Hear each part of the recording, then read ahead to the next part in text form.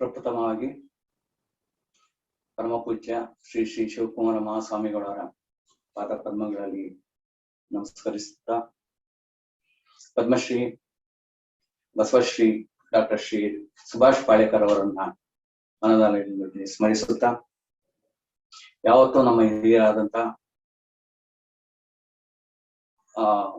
ಅತಿ ಮುಖ್ಯವಾಗಿ ಸಮಯ ಅಂದ್ರೆ ಏನು, ಸಮಯನ ಹೇಗೆ ಉಪಯೋಗ ಮಾಡ್ಬೇಕು ಅಂತ ಯಾವತ್ತು ನಮಗೆ ತಿಳಿ ಹೇಳ್ತಾ, ಯಾವತ್ತು ನಮ್ಮ ಜವಾಬ್ದಾರಿಗಳೇನು ಅಂತ ತುಂಬಾ ಪ್ರೀತಿಯಿಂದ ಒಂದು ಪದ ಉಪಯೋಗಿಸ್ತಾರೆ ಅಷ್ಟೇ ಅವರು. ಆ ಪದದಿಂದನೇ ಸಾಕು ನಾವು ಅಷ್ಟು ಎಚ್ಚೆತ್ಕೊಂಡು ನಾವು ಕೆಲ್ಸಗಳನ್ನ ತ್ವರಿತಗತಿಲಿ ಗಂಭೀರತೆಯನ್ನ ತಗೊಂಡು ತುಂಬಾ ಗಂಭೀರವಾಗಿ ಆಳವಾಗಿ ಯೋಚನೆ ಮಾಡಕ್ಕೆ ಕಾರಣೀಕರ್ತರಾದಂತ ನಮ್ಮ ಹಿರಿಯರಾದಂತ ಸನ್ಮಾನ್ಯ ಶ್ರೀ ಡಿ.ಆರ್. ಪಾಟೀಲ್ ಸಾಹೇಬ್ರವರಿಗೆ ನಾನು ನಮಸ್ಕಾರಗಳು. ನನ್ನ ನೈಸರ್ಗಿಕ ಕೃಷಿಗೆ ನಾನೊಬ್ಬ ಸಿವಿಲ್ ಇಂಜಿನಿಯರ್ ಆಗಿದ್ದು ಬೆಂಗಳೂರಲ್ಲಿ ಸಾಕಷ್ಟು ಕೆಲಸಗಳನ್ನ ಗುತ್ತಿಗೆಗಳನ್ನ ನಡೆಸ್ತಾ ಇದ್ದಂತ ಸಮಯದಲ್ಲಿ ಕೃಷಿ ಅಂತ ಶುರು ಮಾಡಿ ಅದಾದ ನಂತರ ನಾನು ಹೀಗೆ ಭೇಟಿ ಕೊಟ್ಟಾಗ ಬೇರೆ ಬೇರೆ ತೋಟಗಳಲ್ಲಿ ನನಗೆ ಈ ನೈಸರ್ಗಿಕ ಕೃಷಿ ಬರೋದಕ್ಕೆ ಕಾರಣೀಕರ್ತರಾದಂತ ನನ್ನ ಆದಿಗುರು, ನೈಸರ್ಗಿಕ ಕೃಷಿಯ ಆದಿಗುರು ಸನ್ಮಾನ್ಯ ಶ್ರೀ ಬಂದೂರು ಕೃಷ್ಣಪ್ಪ ಅವರನ್ನು ಕೂಡ ಸ್ಮರಿಸುತ್ತಾ ಇಂಥ ಸಮಯದಲ್ಲಿ ನನಗೆ ತುಂಬಾ ಖುಷಿ ಅಂದ್ರೆ ಏನು ಅಂದ್ರೆ ಉತ್ತರ ಕರ್ನಾಟಕ.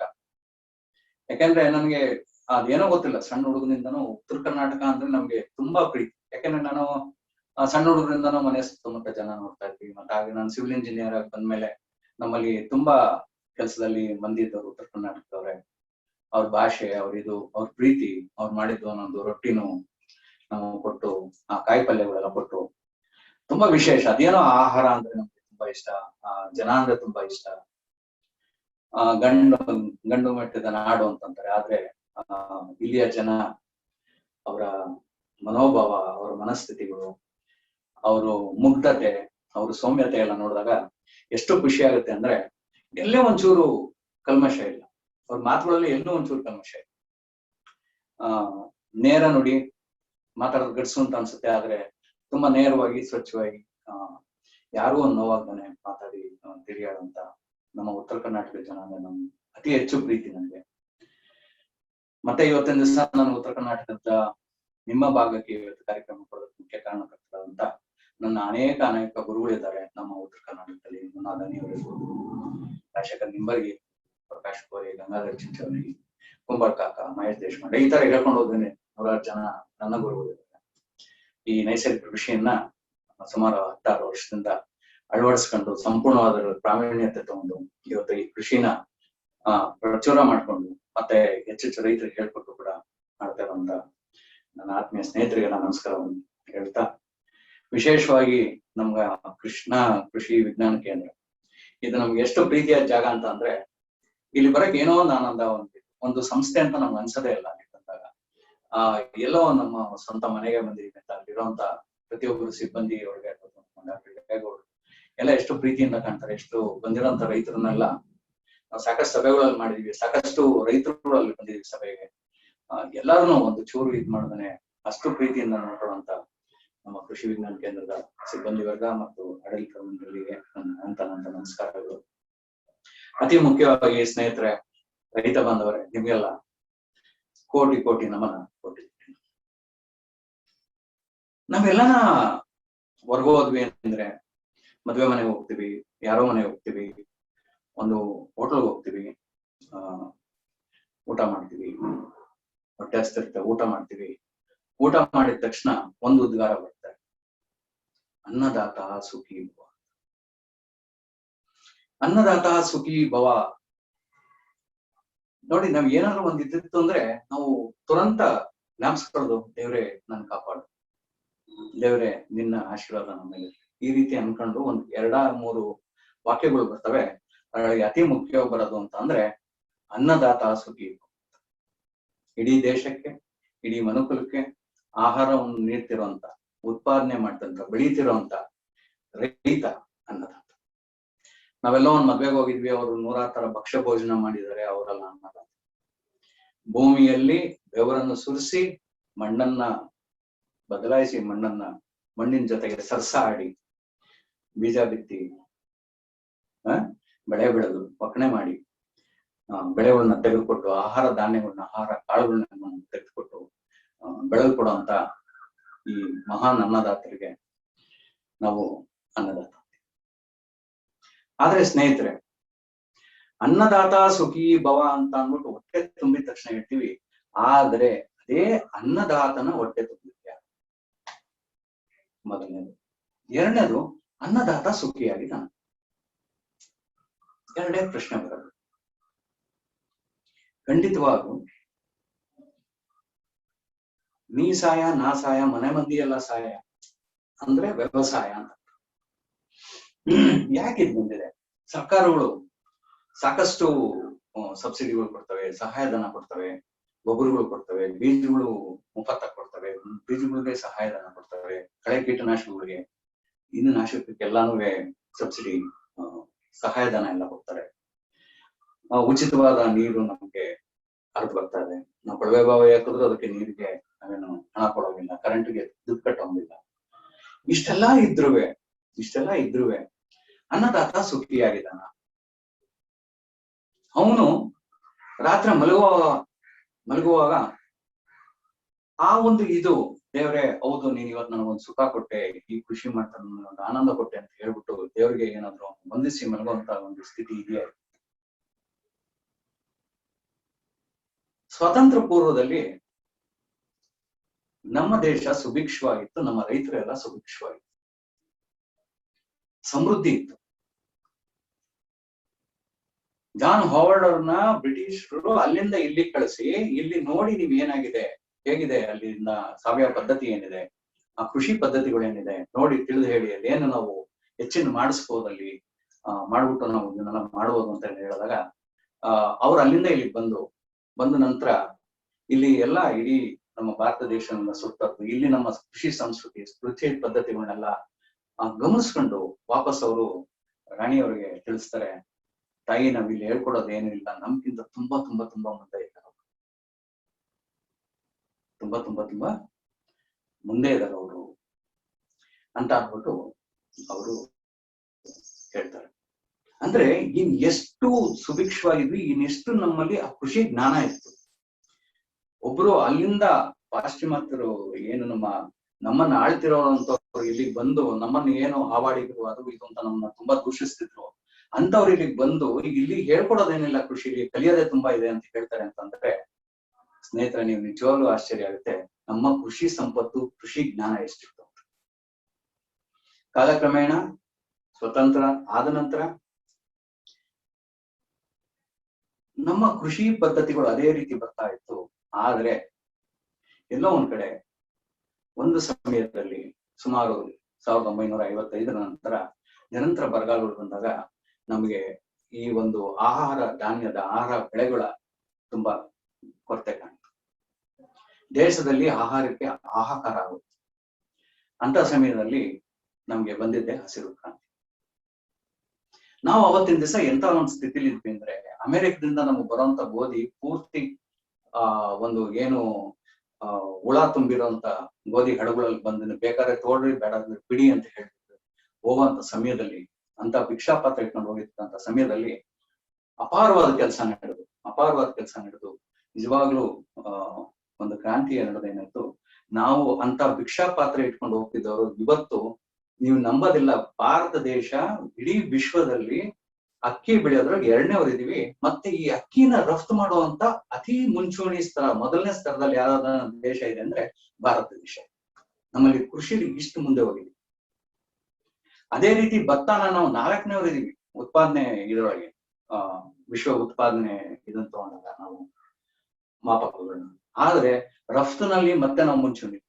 ಅಂದ್ರೆ ಭಿಕ್ಷಾ ಪಾತ್ರೆಯಿಂದ ಸ್ವಾವಲಂಬಿತನದಿಂದ ನಾವು ಹೊರದೇಶಗಳಿಗೆ ರಫ್ತು ಮಾಡುವಂತ ಒಂದು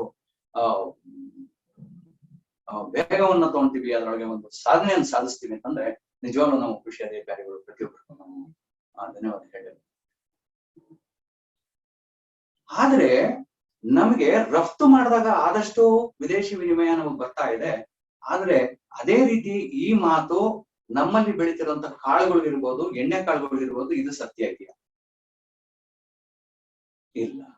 ನಾವು ಹೆಚ್ಚೆಚ್ಚು ಎಣ್ಣೆ ಕಾಳುಗಳನ್ನ ಮತ್ತು ಈ ಒಂದು ಏನು ನಮಗೆ ಕಾಳುಗಳು ಬೇಕಾಗಿದ್ದಾವೆ, ಬೇಳೆ ಕಾಳುಗಳನ್ನ ಇದನ್ನ ಹೆಚ್ಚೆಚ್ಚು ಆಮದು ಮಾಡ್ಕೊಂತ ಒಂದ್ ಕಡೆಯಿಂದ ವಿದೇಶಿ ವಿನಿಮಯ ನಮಗೆ ಬರ್ತಾ ಇದೆ, ಇನ್ನೊಂದ್ ಕಡೆ ನಾವು ಅದೇ ರೀತಿ ವಾಪಸ್ ಕಳಿಸ್ತಾ ಇದ್ದೀವಿ. ಯಾಕೆ ಯಾಕೆ ಯಾಕೆ ಯಾಕೆ ಭತ್ತ ಗೋಧಿ ಮಾತ್ರ ರಫ್ತಾಗುತ್ತೆ, ಬೇರೆವೆಲ್ಲ ರಫ್ತಾಗ್ತಿಲ್ಲ? ಯಾಕೆ ಬೆಳಿತಿಲ್ಲ? ಯಾಕೆ ಅದು ಕೊರತೆ ಇದೆ ನಮ್ಗೆ? ಯಾವಾಗ ಈ ಅಣೆಕಟ್ಟುಗಳನ್ನ ಭಾರತ ದೇಶನ ಸಮೃದ್ಧ ಮಾಡೋಣ ಅಂತ ಆಗಿನ ಪ್ರಧಾನಮಂತ್ರಿಗಳೆಲ್ಲ ಯೋಚನೆ ಮಾಡಿ ದೊಡ್ಡ ದೊಡ್ಡ ಒಂದು ಏನು ಡ್ಯಾಮ್ಗಳನ್ನ ಅಣೆಕಟ್ಟುಗಳನ್ನ ಕಟ್ಟಿದ್ರು. ಅದ್ರೊಳಗೆಲ್ಲ ಮಾಡಿದ್ದು ಒಂದೇ ಒಂದು ನಾವು ತಪ್ಪೇನಂದ್ರೆ, ಅಲ್ಲಿ ಬೆಳೆಯೋದು ಇಷ್ಟೇ ಅಚ್ಚುಕಟ್ಟು, ಡ್ಯಾಮಿನ ನೀರು, ಅಣೆಕಟ್ಟಿನ ನೀರು ಬರೇ ಭತ್ತ ಬೆಳೆಯಕ್ಕೆ, ಗೋಧಿ ಬೆಳೆಯಕ್ಕೆ ಮತ್ತೆ ಕಬ್ಬು ಬೆಳೆಯಕ್ಕೆ ಇಂಥ ನೀರು ಉಪಯೋಗಿಸೋ, ಅತಿ ಹೆಚ್ಚು ಉಪಯೋಗಿಸೋ ಅಂತ ನೀರನ್ನು ಉಪಯೋಗಿಸೋ ಅಂತ ಬೆಳೆಗಳು ಮಾತ್ರ ಬೆಳಿಬೇಕು ಅಂತ ಏನಾದ್ರು ಯೋಚನೆ ಮಾಡಾಗಿದೆ ಅಂತ ಆಗಿದ್ರೆ ಅದು ಒಂದು. ಎರಡನೇದಾಗಿ ಅತಿ ಹೆಚ್ಚು ಅದೇ ನೀರ್ನ ನಿರಂತರವಾಗಿ ಅದೇ ಬೆಳೆಗಳನ್ನ ಅಲ್ಲಿ ಬೆಳ್ಕೊಂಡು ನೀರು ನಿಲ್ಸಿ ಹೆಚ್ಚು ನೀರು ಉಪಯೋಗಿಸ್ಕೊಂಡು ಮಾಡ್ತಾ ಏನಾಗ್ತಿದೆ, ಭೂಮಿ ನಮ್ದು ಕ್ಷಾರಮಯ ಆಗ್ತಿದೆ, ನೀರಿನ ಪ್ರಮಾಣ ಹೆಚ್ಚಾಗ್ತದೆ ಅಂದ್ರೆ ನಮ್ಮ ಬೆಳೆಗಳಲ್ಲಿ ಕುಂಠಿತ ಕಾಣುತ್ತದೆ, ಬೆಳೆಗಳಲ್ಲಿ ಅತಿ ಹೆಚ್ಚು ರೋಗಗಳು ಕಾಣ್ತಾ ಇದಾವೆ, ನಾವು ಹೆಚ್ಚು ಇಳುವರಿಯಲ್ಲಿ ಕೂಡ ನಮ್ಗೆ ತುಂಬಾ ಘಟಿತವಾಗ್ತಾ ಇರೋದನ್ನ ಕಾಣ್ತದೆ. ಇದನ್ನೇ ನಾವು ಎಲ್ಲೋ ಒಂದ್ ಕಡೆ ಯೋಚನೆ, ಹೌದು ಬೆಳೆಯೋಣ ಮಾಡೋಣ, ಭತ್ತ ಬೆಳೀರಿ ತಪ್ಪಲ್ಲ, ನೀವು ಕಬ್ಬು ಬೆಳೀರಿ ತಪ್ಪಲ್ಲ, ಆದ್ರೆ ನಾವು ಯಾವ ರೀತಿ ಮಾಡ್ಬೋದಾಗಿತ್ತು?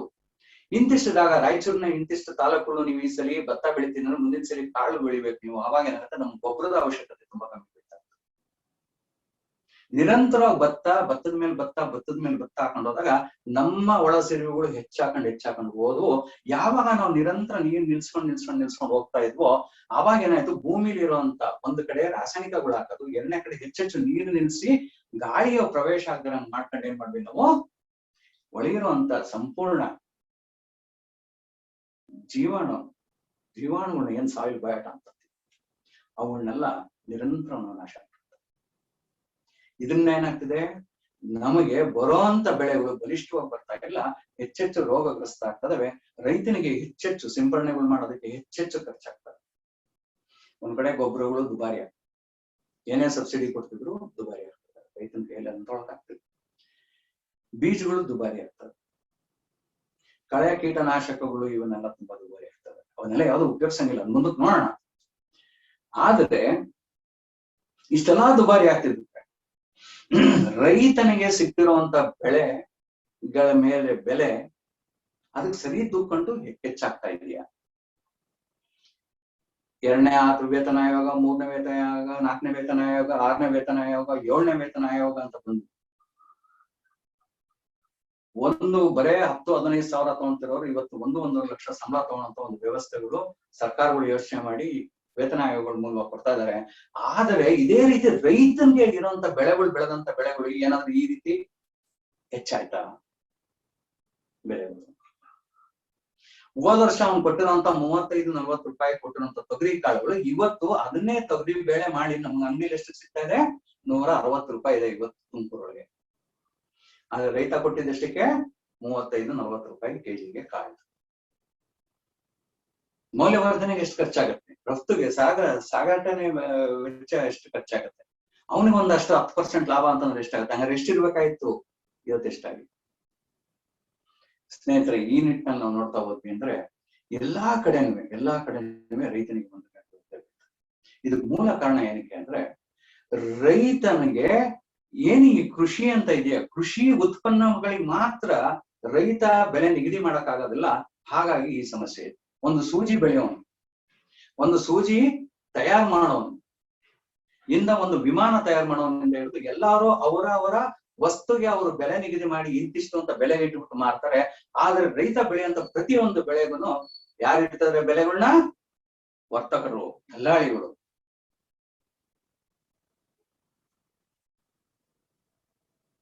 ರೈತನ ಕೈಯಲ್ಲಿ ಏನಿದೆ? ಹೋಗ್ಲಿ ಇಟ್ಕೊಳ್ಳೋಣ ಅಂತ ಅಂದ್ರೆ ರೈತ ಇಟ್ಕೊಳಕ್ಕಾಗತ್ತಾ? ರೈತ ಬೆಳೀತಾರಂತ ವಸ್ತುಗಳು ಯಾವ್ದು? ಅತಿ ಹೆಚ್ಚು ದುಬಾರಿ ಆಗಿ ಅವನು ಬೆಳೆದಂತ ವಸ್ತುವನ್ನ ಅವನು ಒಕ್ಕಲ್ತನ ಮಾಡಿ ಒಕ್ಕಣೆ ಮಾಡಿ ಬಡದು ಅದನ್ನೆಲ್ಲ ಜಿನ್ನಿಂಗ್ ಮಾಡಿ ಎಲ್ಲ ಮಾಡಿ ಗಿನ್ಗಾಯ್ಕೆಲ್ಲ ಮಾಡಿದ ತಕ್ಷಣ ಲಾರಿ ಒಳಗೆ ಬಂದು ತುಂಬ್ಕೊಂಡು ಹೊರಟೋಗ್ತಾರೆ. ರೈತನ ಮಾಲು ತನ್ನ ಗದ್ದೆಯನ್ನ ತನ್ನ ಹೊಲದಿಂದ ನೇರವಾಗಿ ಲಾರಿ ಒಳಗೆ ತುಂಬ್ಕೊಂಡು ಹೋಗ್ತಾ ಇದಾರೆ. ಯಾಕಂದ್ರೆ ರೈತನ ಸಾಲ ಅಷ್ಟಾಗಿದೆ. ಎಷ್ಟು ನೋವಾಗ್ಬೋದು, ಯಾರನ್ನ ಯೋಚನೆ ಮಾಡ್ತೀವಿ ರೈತರ ಬಗ್ಗೆ.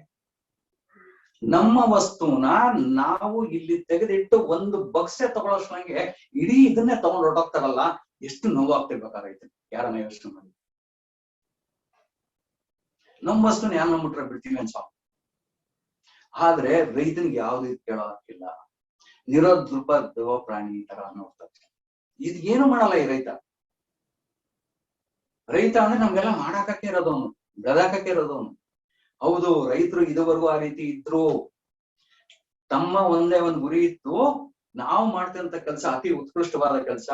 ಆ ಕೆಲಸದ ಮೇಲೆ ಅಪಾರವಾದ ಗೌರವ ಇರುತ್ತೆ ಅವನಿಗೆ, ರೈತನಿಗೆ.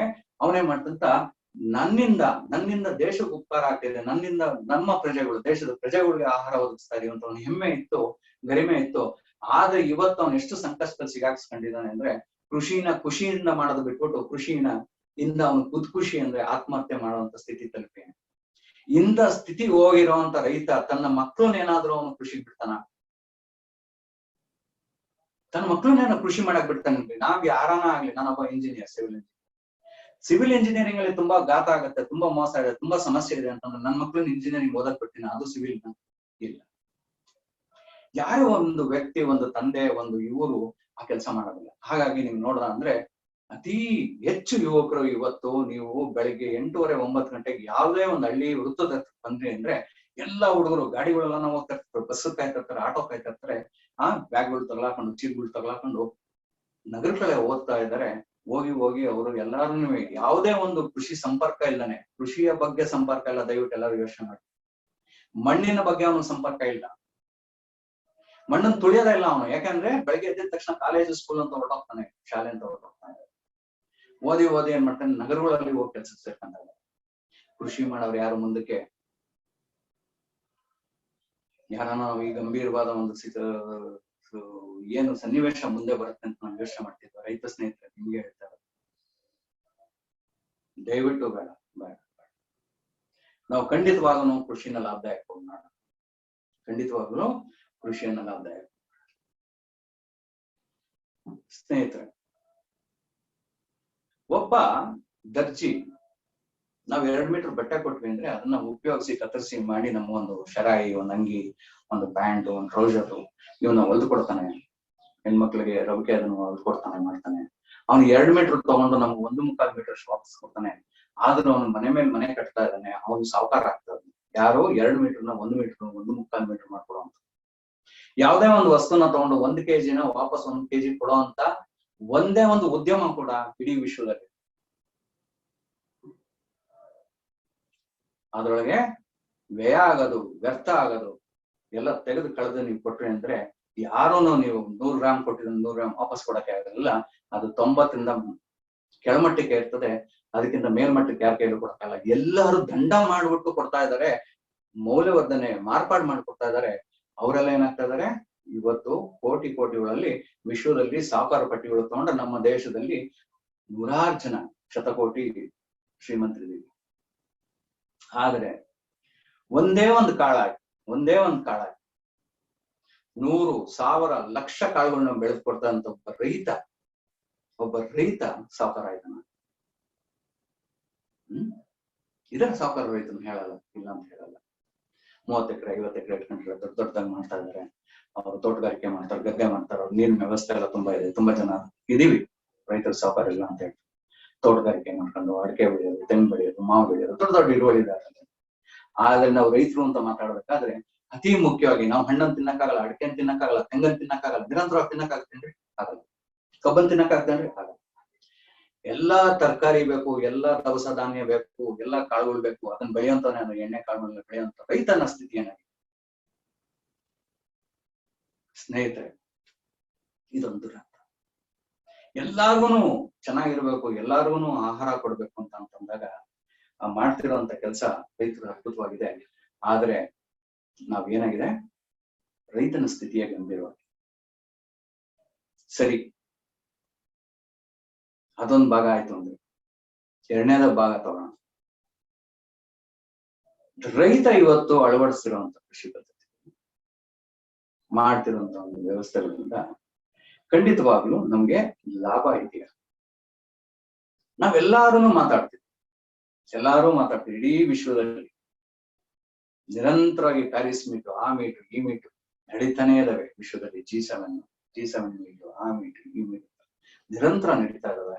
ಎಲ್ಲಾರು ಯಾವ್ದ್ರ ಬಗ್ಗೆ ಮಾತಾಡ್ತಿದ್ರೆ ಜಾಗತಿಕ ತಾಪಮಾನ. ಕೆನಡಾದಲ್ಲಿ 52 ಡಿಗ್ರಿಗೆ ಬಿಸಿಲು ಹೊಡಿತಾ ಇದೆ, ಜಳಪ ಹೊಡಿತಾ ಇದೆ. ಇಡೀ ಊರು ಸುಟ್ಟು ಭಸ್ಮ ಆಗ್ತದೆ. ನೀವು ಬರೇ ಕನ್ನಡ ಚಾನೆಲ್ಗಳು ನೋಡ್ತಾ ಇದ್ರೆ ದೂರದರ್ಶನದಲ್ಲಿ ನಿಮ್ಗೆ ಸಿಗೋದಿಲ್ಲ ಇವೆಲ್ಲ. ನೀವು ಸ್ವಲ್ಪ ದಯವಿಟ್ಟು ಇಂಗ್ಲಿಷ್ ಆ ಚಾನೆಲ್ಗಳನ್ನು ನೋಡೋದು ಕಲೀರಿ, BBC ಅಂತವೆಲ್ಲ. ಅದ್ರೊಳಗೆ ನಿಮ್ಗೆ ಹೊರ ಪ್ರಪಂಚದಲ್ಲಿ ಏನಾಗ್ತಿದೆ ಅಂತ ಗೊತ್ತಾಗ್ತದೆ. 52 ಡಿಗ್ರಿ ತಾಪಮಾನ ಹೋಗಿ ಚರ್ಚಿಸ್ತಾ ಇದೆ. ಲಂಡನ್ ನಲ್ಲಿ ಈ ಕಾಲದಲ್ಲಿ ಅವರು ಮಂಜನ್ನದೇ ನೋಡಿಲ್ಲ. ಈ ಕಾಲದಲ್ಲಿ ಅಲ್ಲಿ ಮಂಜು ಸುರಿತಾ ಇದೆ. ಸ್ಯಾನ್ ಫ್ರಾನ್ಸಿಸ್ಕೋ ನೋಡಿ ಮಂಜು ಸುರಿತಾ ಇದೆ, ಮಂಜಿನ ಮಳೆ ಸುರಿತಾ ಇದೆ. ಇನ್ನೊಂದ್ ಕಡೆ ನೋಡಿ ದೊಡ್ಡ ಇದಾಗ್ತದೆ. ಸ್ನೇಹಿತರೆ, ನಮಗೆ ಈ ಸರಿ ಮುಂಗಾರಿ ಬರುವಂತ ಸಮಯದಲ್ಲಿ ಏನಾಯ್ತು, ಈ ಕಡೆ ತೋಕ್ತೆ ಬಂತು, ಕೇರಳ ಕಡೆಗೆ, ಈ ಕಡೆ ಇನ್ನೊಂದು ಬಂತು ಬಂಗಾಳ ಕೊಲ್ಲಿ. ಇವಾಗ ಮಳೆ ಏನಾಗೈತೆ ತಂತ್ರ ಮುಂಗಾರಿ ಆಟ ಆಡ್ತಾರೆ. ಎಲ್ಲ ಕಾರಣಗಳೇ ಜಾಗತಿಕ ತಾಪಮಾನ ಒಂದು ಕಾರಣ ಅಂತಂದ್ರೆ ಆ ಕಾರಣಗಳು ಯಾವ್ದಂತ ಕಾರಣಗಳನ್ನ ನಿಲ್ಲಿಸ್ಬೇಕಾಗಿದೆ ನಾವು. ಮನೇಲಿ ಒಬ್ಬ ಕಳ್ಳ ಬಂದ್ಬಿಟ್ಟು ಏನಾದ್ರು ಕಳ್ತನ ಮಾಡ್ತಾನೆ ಅಂದ್ರೆ ಮೊದ್ಲು ಬಾಕ್ಲ ಹಾಕಿದೀವಿ ಅಂತ ನೋಡ್ಬೇಕಾನೆ. ನಾವು ಬಾಕ್ಲು ತೆಗೆದಿಟ್ಬಿಟ್ಟು ಬಂದು ಚೆನ್ನಾಗಿ ಗೊರಕೆ ಅಂತ ಗೊರಕೆ ಹೊಡಿತಾ ಕೂತಿದೀವಿ, ಮಲಗಿದೀವಿ ಅಂತ ಅಂದಾಗ ಬಾಕ್ಲನ್ನು ತೆಗ್ದಿದೀವಿ, ಅವನು ಬಂದೇ ಬರ್ತಾನೆ ಒಳಗಡೆ, ಕಳ್ತನ ಹಾಗೆ ಕಾರಣ ಅದು. ಆ ರೀತಿ ಹಾಗಾಗಿ ನಾವೇನ್ ನೋಡ್ಬೇಕಾಗಿದೆ, ಕಾರಣಗಳು ನೋಡ್ಬೇಕಾಗ್ತದೆ. ಹೆಚ್ಚೆಚ್ಚು ಕಾರ್ಖಾನೆಗಳು ಏನಕ್ಕೆ? ರೈತರು ಯಾರು, ಆ ರೈತರ ಮಕ್ಕಳು ಯಾವ 55, 60, 70, 65% ರೈತರು ಇದ್ರು.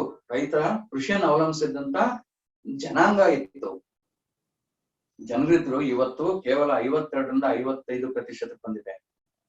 ಇನ್ನ ಹೋಗ್ತಾ ಇನ್ನ ಕಮ್ಮಿ ಹಾಕೊಂಡು. ಅಂದ್ರೆ ಈ ಮಕ್ಕಳು ಈ ಏನು 65ರಿಂದ 52, 55% ಅಂತ ಆಯ್ತಲ್ಲ, ಈ ಮಧ್ಯರಂತ ಹುಡುಗರು ಎಲ್ಲ ಹೋಗಿದ್ದಾರೆ, ಯುವಕರು ಎಲ್ಲ ಹೋಗಿದ್ದಾರೆ, ಊರಿನ ಹಳ್ಳಿ ಗ್ರಾಮಸ್ಥರು ಎಲ್ಲ ಹೋಗಿದ್ದಾರೆ. ಎಲ್ಲ ನಗರಗಳಲ್ಲಿ ಕೆಲಸ ಮಾಡಕ್ ಹೋಗ್ತಾರೆ. ನಗರಗಳಲ್ಲಿ ಕೆಲಸ ಮಾಡ್ಬೇಕು ಅಂದ್ರೆ ಹೆಚ್ಚು ಕಾರ್ಖಾನೆಗಳಾಗ್ತವೆ. ಹೆಚ್ಚು ಕಾರ್ಖಾನೆ ಇದ್ರೆ ಮಾತ್ರ ಇವ್ರು ಕೆಲಸ ಕೊಡು. ಅದಾಯ್ತು ಅಂದ್ರೆ ಅಲ್ಲಿ ನಗರಗಳನ್ನ ಬೆಳೆಸ್ಬೇಕು, ಅಲ್ಲಿ ಮನೆಗಳು ಕಟ್ಟಬೇಕು, ಅದಕ್ಕೆ ರಸ್ತೆ ಬೇಕು, ಅದಕ್ಕೆ ಇನ್ನೊಂದು ಬೇಕು, ನೀರಿನ ವ್ಯವಸ್ಥೆ ಬೇಕು, ಮತ್ತೊಂದು ಬೇಕು, ಮಗದೊಂದು ಬೇಕು. ಕಾಡನ್ನು ನಾಶ ಮಾಡ್ಕೊಂಡು ಬೆಳಿತಾರಂತ ಜಮೀನುಗಳನ್ನೆಲ್ಲ ಉಪಯೋಗಿಸ್ಕೊಂಡು ಆಕ್ರಮಿಸ್ಕೊಂಡು, ಅಥವಾ ಅದನ್ನೇನು ನಾವಂತೀವಿ ಸರ್ಕಾರವೇ ಅದನ್ನ ತಗೊಂಡು ಅದನ್ನ ಕೈಗಾರಿಕೆಗಳು ಕೊಡೋದಾಗ್ಲಿ, ಮತ್ತೊಂದು ಮಾಡೋದಾಗ್ಲಿ, ಇದನ್ನೆಲ್ಲ ನೋಡ್ತಾ ಇದ್ವಿ. ನಿರಂತರ ನಾವು ಯಾವ ಹಸಿರು ಮನೆ ಅನಿಲಗಳು ಅಂತ ಅಂತೀವೋ, ಇಂಗಾಲವನ್ನ ಯಾವ ಗಿಡಗಳು ಹಿಡ್ಕೊಬೇಕಾಗಿತ್ತು, ತಮ್ಮ ಆಹಾರ ಉತ್ಪಾದನೆ ಮಾಡೋದಕ್ಕೆ ಅತಿ ಮುಖ್ಯ ಬೇಕಾದ ಇಂಗಾಲವನ್ನ ತೆಗೆದುಕೋಬೇಕಾಗಿತ್ತು, ಅಂತ ಗಿಡ ಮರಗಳನ್ನೆಲ್ಲ ನಾಶ ಮಾಡ್ಕೊಂಡು ನಾವೇನ್ ಮಾಡ್ತಾ ಇದೀವಿ, ಈ ಇಂಗಾಲವನ್ನ ನಾವು ತಗೊಳ್ಳುವಂತ ಸಸ್ಯಗಳನ್ನ ನಾಶ ಮಾಡಿದೀವಿ. ಅದರಿಂದ ಏನಾಯ್ತು, ಉಪಯೋಗ ಆಗಂತ ಕಮ್ಮಿ ಆಯ್ತು, ಅಲ್ಲೇ ಉಳ್ಕಂತು. ಆದ್ರೆ ಅದ್ರ ಜೊತೆಗೆ ಕಾರ್ಖಾನೆಗಳು, ಅದ್ರ ಜೊತೆಗೆ ಕಟ್ಟಡಗಳು, ಅದ್ರ ಜೊತೆಗೆ ರಸ್ತೆಗಳು, ಅದ್ರ ಬಿಡುಗಡೆ ಮಾಡೋಂಥವು ಪ್ರತಿಯೊಂದು ಆ ಕಾರ್ಖಾನೆಗಳಿಂದ ಅದಕ್ಕೆ ಬೇಕಾದಂತ ಉಪವಸ್ತುಗಳಿಗೆ ಎಲ್ಲಾ ಕಾರ್ಖಾನೆಗಳು ನಿರಂತರವಾಗಿ ಹೊಗೆ ಬಿಡ್ತಾವ. ಗಾಡಿಗಳು ಓಡಾಡ್ತಾ ಮಾಡ್ತಾ ನಿರಂತರ ಮಾಡಿ ಹಸಿರು ಮನೆ ಅನಿಲಗಳನ್ನ ಹೆಚ್ಚೆಚ್ಚು ಬಿಡ್ತಾ ಏನ್ ಮಾಡಿದ್ವಿ ಇವತ್ತು, ಇವಕ್ಕೆಲ್ಲ ಕಾರಣಕರ್ತರಾಗಿದ್ವಿ. ಯೋಚನೆ ಮಾಡ್ಬೇಕಾಗಿದೆಯಲ್ಲ ಇದ್ರ ಬಗ್ಗೆ. ನಾವು ಇಡೀ ಪ್ರಕೃತಿಲಿ ಯಾರ ಕೈಯಲ್ಲಾನ ಈ ಇಂಗಾಲನ್ನ ತಡೆಯಬಹುದು, ಹಸಿರು ಮನೆ ಅನಿಲನ್ನ ತಡೆಯಬಹುದು ಅಂತಂದ್ರೆ ಅದನ್ನ ಭೂಮಿ ವಾಪಸ್ ಹಾಕಕ್ಕಾಗತ್ತೆ ಅಂತ ಅಂದ್ರೆ ಅದು ಸಾಧ್ಯ ಇರೋದು ಸಸ್ಯಗಳಿಂದ ಮಾತ್ರ. ಎಲ್ಲಿತ್ತು ಈ ಇಂಗಾಲ? ಹೌದು, ಪ್ರಕೃತಿಲಿ ಗಾಳಿಯಲ್ಲಿ ಇಂಗಾಲ ಇದ್ದೇ ಇದೆ. ಇಂಗಾಲ, ಜಲಜನಕ, ಆಮ್ಲಜನಕ, ಸಾರಜನಕ, CHON ಇದ್ದೇ ಇದೆ. ಇಡೀ ವಾತಾವರಣದಲ್ಲಿ ನಿರಂತರವಾಗಿದೆ. ಅದು ನಮಗೆ 300 ಕಣಗಳು 1 ದಶಲಕ್ಷದಲ್ಲಿ ಇತ್ತು. ಅದಕ್ಕಿಂತ ಹೆಚ್ಚಾದಾಗ ಸಮಸ್ಯೆಗಳಾಗ್ತವೆ ಅನ್ನೋದು ನೋಡಿದೀವಿ. ಬೆಂಗಳೂರಲ್ಲಿ 460, 70, ಡೆಲ್ಲಿಲಿ 550, 560 ಆಗಿ ಏನೇನು ಅನಾಹುತಗಳಾಗ್ತದೆ ಮೇಲೆ ಹೋಗಿ ಅದೇನಾದ್ರು ಸೇರ್ಕಂತಂದ್ರೆ ಬಿದ್ದಂತ ಸೂರ್ಯನ ಪ್ರಖರತೆ ವಾಪಸ್ಸು ಭೂಮಿಯಿಂದ ವಾಪಸ್ಸು ಅದು ತಿರುಗಿ ಹೋಗ್ಬೇಕಾದ್ರೆ ಏನಾಗುತ್ತೆ, ಆ ಒಂದು ಏನು ಈ ಇಂಗಾಲ ಅನ್ನೋದಿದೆ ಅದನ್ನ ತಡೆದೇನ್ ಮಾಡ್ತಾ ಇದೆ, ನಮ್ಮ ಭೂಮಿಯ ಶಾಖ ಹೆಚ್ಚಾಗಂಗ್ ಮಾಡ್ತಾ ಇದೆ. ಈ ತರ ಆಯ್ತು ಅಂದ್ರೆ ನಮ್ಗೆ ಏನ್ ಮಾಡ ಸ್ನೇಹಿತರೆ, ಕೃಷಿ ಮಾಡೋದು ತುಂಬಾ ಕಷ್ಟ. ಅಕಾಲಿಕ ಮಳೆಗಳು ಯಾವ ಬರ್ಬೇಕು ಮಳೆ ಇಲ್ಲ. ಏಪ್ರಿಲ್, ಜೂನ್, ಮಾರ್ಚ್, ಏಪ್ರಿಲ್ ಸುರಿದು ಬಿಡ್ತವೆ. ಅಂತ ಸಮಯದಲ್ಲಿ ನಾವು ಬೇಸಾಯ ಯೋಚನೆ ಮಾಡಕ್ಕಾಗಲ್ಲ, ಬರುತ್ತೋ ಇಲ್ಲ. ಇವ್ ಜೂನ್ ಅಲ್ಲಿ ಹಾಕ್ಬೇಕು. ನಮ್ ಕಡೆ ಒಬ್ರು ಬೇಸಾಯ ಮಾಡಕ್ಕಾಗ್ತದೆ. ಧಾರವಾಡದಲ್ಲಿ ಒಂದು ಅರ್ಧ ಭಾಗ ಮಾಡಿದ್ದಾರೆ ಅಂತ ಮಾಹಿತಿ. ಗದಗಲ್ಲಿ ಒಂದು 25 ಭಾಗ ಮಾಡಿದ್ದಾರೆ. ಇಷ್ಟೊಂದು ಎಷ್ಟಾಗ್ಬೇಕಾಯ್ತು? ಎಲ್ಲಾ ಕಡೆ ಸುಮಾರು ಎಲ್ಲಾ ಕಡೆ ಇಷ್ಟೊಂದಾಗಲೇ ಬಿತ್ತನೆಗಳು ಆಗ್ಬೇಕಾಯ್ತು. ಇವತ್ತು ಆಗಿಲ್ಲ. ಕಾರಣ ಯಾಕೆ? ಈ ಒಂದು ಅಕಾಲಿಕ ಮಳೆ. ಇದನ್ನ ನೆಚ್ಕೊಂಡು ಇನ್ನು ಮುಂದಕ್ಕೆ ಜೂನ್ ಮೊದಲನೇ ವಾರ, ಜೂನ್ 2ನೇ ವಾರದಲ್ಲಿ ಹಾಕ್ಬೇಕಂತ ಜುಲೈ ಮಧ್ಯದಲ್ಲಿ, ಜುಲೈ ಕೊನೆಗೆ ಹಾಕ್ತಿವಿ ಅಂದಾಗ ಆ ಬೆಳೆಗಳು ಸಿಗುವಂತ ಗಾಳಿಗಳು, ಸಿಗುವಂತ ಮಾರುತಗಳಿಗೆ, ಬರುವಂತ ಕೀಟ ಬಾಧೆಗಳಿಗೆ ಈ ಗಿಡಗಳು ತಯಾರಿದವ. ಇಂಥ ಸನ್ನಿವೇಶದಲ್ಲಿ ತುಂಬಾ ಭಯಾನಕ ಆಗುವಂತ ಒಂದು ಸ್ಥಿತಿ ಇದೆ. ಒಂದ್ ಕಡೆ ಯುವಕರು ಯಾರಿಗೂ ಕೃಷಿ ಕಡೆ ಆಸಕ್ತಿ ಇಲ್ಲ. ರೈತರು ವಿಧಿ ಇಲ್ಲ, ಇದು ಬಿಟ್ರೆ ನಮ್ಗೆ ಏನು ಮಾಡಕ್ ಬರೋದಿಲ್ಲ, ನಾವು ಕೃಷಿ ಮಾಡ್ಲೇಬೇಕು ಅಂತ ಮಾಡ್ತಾ ಇದ್ದಾರೆ. ಆ ಕೃಷಿಕರು ಇರುವಂತದ್ದು ಎಷ್ಟು? ಒಂದು ಸರಾಸರಿ ನೀವು ವಯಸ್ಸನ್ನ ತಗೊಂಡು ಅಂದ್ರೆ ಒಂದು 50 ಆಸ್ಪಾಸ್ನಲ್ಲಿದೆ ಸರಾಸರಿ. ಇನ್ನು 5 ವರ್ಷ 10 ವರ್ಷ ಮೈ ಆಗ್ಬೋದು ಕೆಲಸ ಮಾಡೋದಕ್ಕೆ. ಅದಾದ್ಮೇಲೆ ಅವರೆಲ್ಲ ನಿವೃತ್ತಿ ತಗೊಂಡು ಅಂತ ಅಂದ್ರೆ ದೇಶದ ಆಹಾರ ಕೊಡೋದು, ದೇಶದ ಆಹಾರದ ಸುಭದ್ರತೆ ಏನಾಗುತ್ತೆ? ಸ್ನೇಹಿತರೆ, ಸಾಕಷ್ಟು ಸಂಶೋಧನೆಗಳು, ಸಾಕಷ್ಟು ಸರ್ವೇಕ್ಷಣೆಗಳು ಇಡೀ ವಿಶ್ವದಲ್ಲಿ ನಡೀತಾನೆ ಇದಾವೆ. ಎಲ್ಲಾರು ಹೇಳ್ತಾರೆ ಕಳೆದ ಒಂದು 3 ದಶಕದಿಂದ ಆಹಾರ ಉತ್ಪಾದನೆ ಅದೇ ಒಂದು ಎಕರೆಯಲ್ಲಿ ಏನಾಗ್ಬೇಕಾಗಿತ್ತೋ ಅದು ಸುಮಾರು 8% 12% ಕಡಿಮೆಯಾಗಿದೆ. 40 ಚೀಲ ಬೆಳೀತಾ ಇದೀವಿ ಅಂದ್ರೆ ಎಷ್ಟು ಬೆಳೀತಾ ಇದೀವಿ ಇವತ್ತು? 35 ಚೀಲ, 36 ಚೀಲ. ಅದು ಒಂದು ಭಾಗ ಆಯ್ತು ಅಂದ್ರೆ 35-36 ಚೀಲ ಬೆಳೀತಾ ಇದೀವಿ ಅಂದ್ರೆ ಯಾವ್ದು 40 ಚೀಲ ನಾವು ಬೆಳೀತಾ ಇದ್ವೋ ಅವತ್ತೆಷ್ಟಿತ್ತು ತೂಕ? ಆ ಒಂದು 100 ಸೇರು ಅಥವಾ 100 ಇದನ್ನ ಒಂದು ಪಲ್ಲದ ಚೀಲಕ್ಕೆ ಹಾಕಿ ನಾವು ಬಲ್ದ್ವಿ ಅಂದ್ರೆ ಅದು 85-90 ಕೆಜಿ ತೂಕ ಆಯ್ತು. ಇವತ್ತು ನೀವೇನ್ ಬೆಳೀತಿದ್ದೀರಾ ಅದನ್ನ ಅಷ್ಟೇ ತುಂಬಿ, ಇದನ್ನೂ 100 ಲೀಟರ್ ತುಂಬಿ, ಅದನ್ನೂ 100 ಲೀಟರ್ ತುಂಬಿ, ಆ ಕಾಲಕ್ಕೆ ನೀವು ತೂಕ ಮಾಡಿ ನೋಡಿ. ಆ ಕಾಲದಲ್ಲಿ 85-88 ಕೆಜಿ ಬರೋದು ಇವತ್ತು 72-75 ಕೆಜಿ ಬಂದ್ರೆ ಹೆಚ್ಚಾಗಿ. ಏನಾಗ್ತಿದೆ ಅಂದ್ರೆ 100 ಲೀಟರ್ ಇದು ತುಂಬದಷ್ಟೇ, 100 ಲೀಟರ್ ಇವತ್ತು ನೀವು ಕೊಡೋದು ತುಂಬದಷ್ಟೇ. ಆದ್ರೆ ತೂಕ ಮಾಡಿದಾಗ ಇದು 85 ಕೆಜಿ ಇತ್ತು, ಇದು 72 ಕೆಜಿ ಇತ್ತು ಅಂತಂದ್ರೆ ನೀವು ಮಂಡಕ್ಕಿ ತಿಂತಾ ಇದ್ರಿ ಅಂತ ಆಯ್ತಲ್ಲ. ಅಕ್ಕಿ ತಿಂತಾ ಇದೀವ? ಅಷ್ಟೊಂದು ತೂಕ ಗಟ್ಟಿಯಾಗಿದ್ದಂತ ಬಲಿಷ್ಠವಾದಂತ ಇದ್ದದ್ದು ಅಷ್ಟೇ ದೊಡ್ಡದಾಗಿದೆ. ಮಕ್ಕಳಿಗೆ ದಪ್ಪ ಆಗ್ತಿದೆ. ಯಾವ ರೀತಿ ನಾವು ಕೆಲಸ ಮಾಡಕ್ಕೆ ಅವ್ರ ಕೈಲಿ ಆ ಶಕ್ತಿ ಇಲ್ವೋ ಆ ರೀತಿ ಬರೇ ಊದ್ಕೊಂತ ಇದಾರೆ, ಕೆಲಸ ಮಾಡಕ್ ಆಗ್ತಿಲ್ವೋ, ಒಬೆಸಿಟಿ ಅಂತ ಏನಂತೀವೋ, ಬೊಜ್ಜುತನ ಅಂತ ಏನಂತೀವೋ ಅದಾಗ್ತಿದೆ. ಅದೇ ರೀತಿ ನಮ್ಮ ಬೆಳೆಗಳಾಗ್ತಿದೆ ಅಲ್ವೇ? ಇಡೀ ವಿಶ್ವದಲ್ಲಿ ಅಪೌಷ್ಟಿಕತೆ ತಾಂಡವಾಡ್ತಾರೆ. ಪೋಷಕಾಂಶಗಳು ಸರ್ವೇಕ್ಷಣೆ ಪ್ರಕಾರ ನಾವುಗಳು ಮಾಡಿದಂತ, ನಮ್ಮ ದೇಶದಲ್ಲಿ ಮಾಡಿರುವಂತ ಸರ್ವೇಕ್ಷಣೆಗಳೆಲ್ಲ ಇದೆ. ಪಾಶ್ಚಿಮಾತ್ಯ ರಾಷ್ಟ್ರಗಳಲ್ಲಿ ಮಾಡಿರುವಂತ ಸರ್ವೇಕ್ಷಣೆಗಳಲ್ಲಿ, ಅಮೆರಿಕ ಅಂತ ದೇಶಗಳಲ್ಲಿ, ಆಸ್ಟ್ರೇಲಿಯಾ ಅಂತ ದೇಶಗಳಲ್ಲಿ ಮಾಡಿರುವಂತ ಸರ್ವೇಕ್ಷಣೆಗಳು ಏನ್ ಹೇಳ್ತಾ ಇದಾವೆ? ನಮ್ಮ ಆಹಾರದಲ್ಲಿ ಸುಮಾರು 8% ನ್ಯೂಟ್ರಿಯೆಂಟ್ಸ್ ಕಮ್ಮಿ ಆಗಿದೆ ಅಂತ ಅಂತಾರೆ. ಪೋಷಕಾಂಶಗಳು ಕಮ್ಮಿ ಆಗಿದೆ ಅಂತ ಆಹಾರ ತಿಂದವರು ನಾವು ಬಲಿಷ್ಠರಾಗಿದೆ. ಅಪೌಷ್ಟಿಕತೆ ಹೆಚ್ಚಾಗ್ತಾ ಇದೆ ಅಂತ ಹೇಳ್ತಾರೆ. 100 ಕೆಜಿ ಇರೋ ಅಂತ ಒಂದು ಪಲ್ಲದ ಚೀಲ, ಸಕ್ಕರೆ ಚೀಲ, ಭತ್ತದ ಚೀಲ, ಅಕ್ಕಿ ಚೀಲ, ಗೋಧಿ ಚೀಲ ಇವತ್ತು ಎಷ್ಟಾಗಿದೆ? 25 ಕೆಜಿ ಬಂದ್ ನಿಂತಿದೆ. ಯಾಕೆ? ಯಾರ ಕೈಲೂ ನಮ್ ಕೈ 100 ಕೆಜಿ ಎತ್ತಕ್ಕಾಗಲ್ಲ, 50 ಕೆಜಿ ಎತ್ತಕ್ಕಾಗಲ್ಲ. ಸಿಮೆಂಟ್ ಒಂದ್ ಬಿಟ್ರೆ ಇನ್ ಯಾವ್ದಿದೆ 50 ಕೆಜಿ? ಸ್ನೇಹಿತರೆ, ಈ ರೀತಿ ಅಪೌಷ್ಟಿಕತೆ ತಾಂಡಬಾರ್ದು. ಸರಿ, ಆರೋಗ್ಯದ ಕಡೆ ಬಂದ್ವಿ ಅನ್ನೋ ಆರೋಗ್ಯ ಏನಾಗ್ತದೆ? ಎಲ್ಲೆಲ್ಲಿ ನೋಡಿದ್ರು, ಯಾವ ಒಂದು ತಾಲೂಕು ಇದು ನೋಡಿದ್ರಿ ಅಂದ್ರೂ ಹೆಚ್ಚೆಚ್ಚು ದೊಡ್ಡ ಕಟ್ಟಡಗಳು ಇದಾವೆ ಅಂದ್ರೆ ಅವೆಲ್ಲ ಆಸ್ಪತ್ರೆ, ನರ್ಸಿಂಗ್ ಹೋಮ್ಗಳು, ಮಲ್ಟಿ ಸ್ಪೆಷಾಲಿಟಿ ಆಸ್ಪತ್ರೆಸ್. ಒಂದೊಂದು ತಾಲೂಕಲ್ಲು ಹೋಬಳಿ ಮಟ್ಟದಲ್ಲಿ ದೊಡ್ಡ ಕಟ್ಟಡಗಳು ಇದಾವೆ ಅಂದ್ರೆ ಅವೆಲ್ಲ ಯಾವುದು? ನಮ್ಮ ಈ ಆಸ್ಪತ್ರೆಗಳು. ಯಾಕೆ ಆಸ್ಪತ್ರೆಗಳು? ಆಹಾರ ಎಲ್ಲರಿಗೂ ಸಿಗ್ತದೆ. ಎಲ್ಲಾ ಸರ್ಕಾರಗಳು ನಾವು ಇವತ್ತೆಷ್ಟು ಬೆಳೀತಾ ಇದೀವಿ ಆಹಾರ ಅಂದ್ರೆ ಇನ್ನ 2 ವರ್ಷಕ್ಕೆ ಇಟ್ಕೊಂಡು ನಾವು ಅದನ್ನ ಇಟ್ಟು ಬಫರ್ ಅಂತ ಏನಂತೀವಿ ಅದನ್ನ ನಾವು ಮುಂದಿನ ಏನಾದ್ರು ಇದ್ದಾದ್ರೆ ಮತ್ತೊಂದಾದ್ರೆ ಅಂತ ಅದನ್ನ ಎತ್ತಿಡ್ಬೇಕಾಗುತ್ತೆ. ಅಷ್ಟು ಎತ್ತಿಟ್ಟು ಕೂಡ ಇವತ್ತು ಇಷ್ಟೊಂದು ಪುಕ್ಕಟ್ಟೆ ಎಲ್ಲಾ ರಾಜ್ಯಗಳಲ್ಲೂ ಇಡೀ ದೇಶದಲ್ಲೇನೆ PDS ಸ್ಕೀಮ್ ಅಂತ ಅಥವಾ ರೇಷನ್ ಅಂತ ಏನಂತೀವಿ ಅದರೊಳಗೆ ನಮ್ಗೆಲ್ಲರಿಗೂ ಪುಕ್ಕಟ್ಟೆಯಾಗಿ ಅತಿ ಕಡಿಮೆ ಬೆಲೆಗೆ ಎಲ್ಲರಿಗೂ ಆಹಾರ ಸಿಗ್ಲೇಬೇಕು. ಪ್ರತಿಯೊಬ್ಬ ಪ್ರಜೆಗೂನು 3 ಹೊತ್ತಿನ ಆಹಾರ ಸಿಗ್ಬೇಕು ಅಂತ ಎಲ್ಲಾ ಸರ್ಕಾರಗಳು ಕೆಲಸ ಮಾಡ್ತಾ ಇದಾವೆ. ಆದ್ರೆ ಅಪೌಷ್ಟಿಕತೆ ತಾಂಡಾಡ್ತಾ ಇದೆ. ಅದು ರೋಗಿಗಳು ಹೆಚ್ಚಾಗ್ತದೆ. ಇದಕ್ಕೆಲ್ಲ ಒಂದು ಕಡಿವಾಣ ಹಾಕ್ಲೇಬೇಕು. ಯಾರಿಗೂನು ನನ್ನಿಂದ ಹಿಡಿದು ಪ್ರತಿಯೊಬ್ಬರು ಯಾರಿಗೂನು ಆರೋಗ್ಯ ಕೆಡಬೇಕು ಅನ್ನೋದು ಯಾರಿಗೂ ಆಸೆ, ಹೌದ್ರಾ? ಆರೋಗ್ಯ ಸುಭಿಕ್ಷವಾಗಿ. ಇನ್ನೊಂದು ಭಾಗದಲ್ಲಿ ಏನ್ ಮಾಡ್ತಿದೀವಿ ನಾವು, ಕೃಷಿಗೆ ಅಂತ ಉಪಯೋಗಿಸ್ತಿರೋಂತ ಉಪಕರಣಗಳೇನಿದಾವೆ, ರಾಸಾಯನಿಕ ಗೊಬ್ಬರಗಳು, ಇನ್ನೊಂದು ಕೀಟನಾಶಕ, ಕಳೆನಾಶಕ, ಎಷ್ಟು ಉಪಯೋಗಿಸ್ಕೊಂಡು ಮಿಕ್ಕಿದೇನು ಉಳಿತಾ ಇದಾವೆ ಅಂತವನ್ನೆಲ್ಲ ಬಂದಂತ ಮಳೆ ನೀರಲ್ಲಿ ಏನಾಗ್ತದೆ, ಭೂಮಿ ಅಂತರಾಳಕ್ಕೆ ಹೋಗ್ತಾ ಇದಾವೆ, ನಮ್ಮ ಜಲಗಳು ಸೇರ್ತವೆ, ಹರಿದು ಹೋಗ್ತಾ ಇದಾವೆ, ನಮ್ಮ ನದಿನೆಲ್ಲ ಸೇರ್ತವೆ, ಹಳ್ಳ ಕೊಳ್ಳಗಳು ಸೇರ್ತವೆ, ನಮ್ಮ ಕೆರೆಗಳು ಸೇರ್ತವೆ. ಎಲ್ಲಾ ಕಡೆ ಪ್ರದೂಷಣ ತಾಂಡವ ಮಾಡಿ, ವಿಷಯುಕ್ತ ಆಹಾರ, ವಿಷಯುಕ್ತ ನೀರು, ವಿಷಯುಕ್ತ ಗಾಳಿ, ವಿಷಯುಕ್ತ ಮಣ್ಣು, ಪ್ರತಿಯೊಂದು ವಿಷ ವಿಷ ವಿಷ. ಎಲ್ಲೋ ಒಂದ್ ಕಡೆ ಇದರ ಕಡೆ ನಾವು ಗಮನ ಕೊಡಲೇಬೇಕಾಗಿದೆ.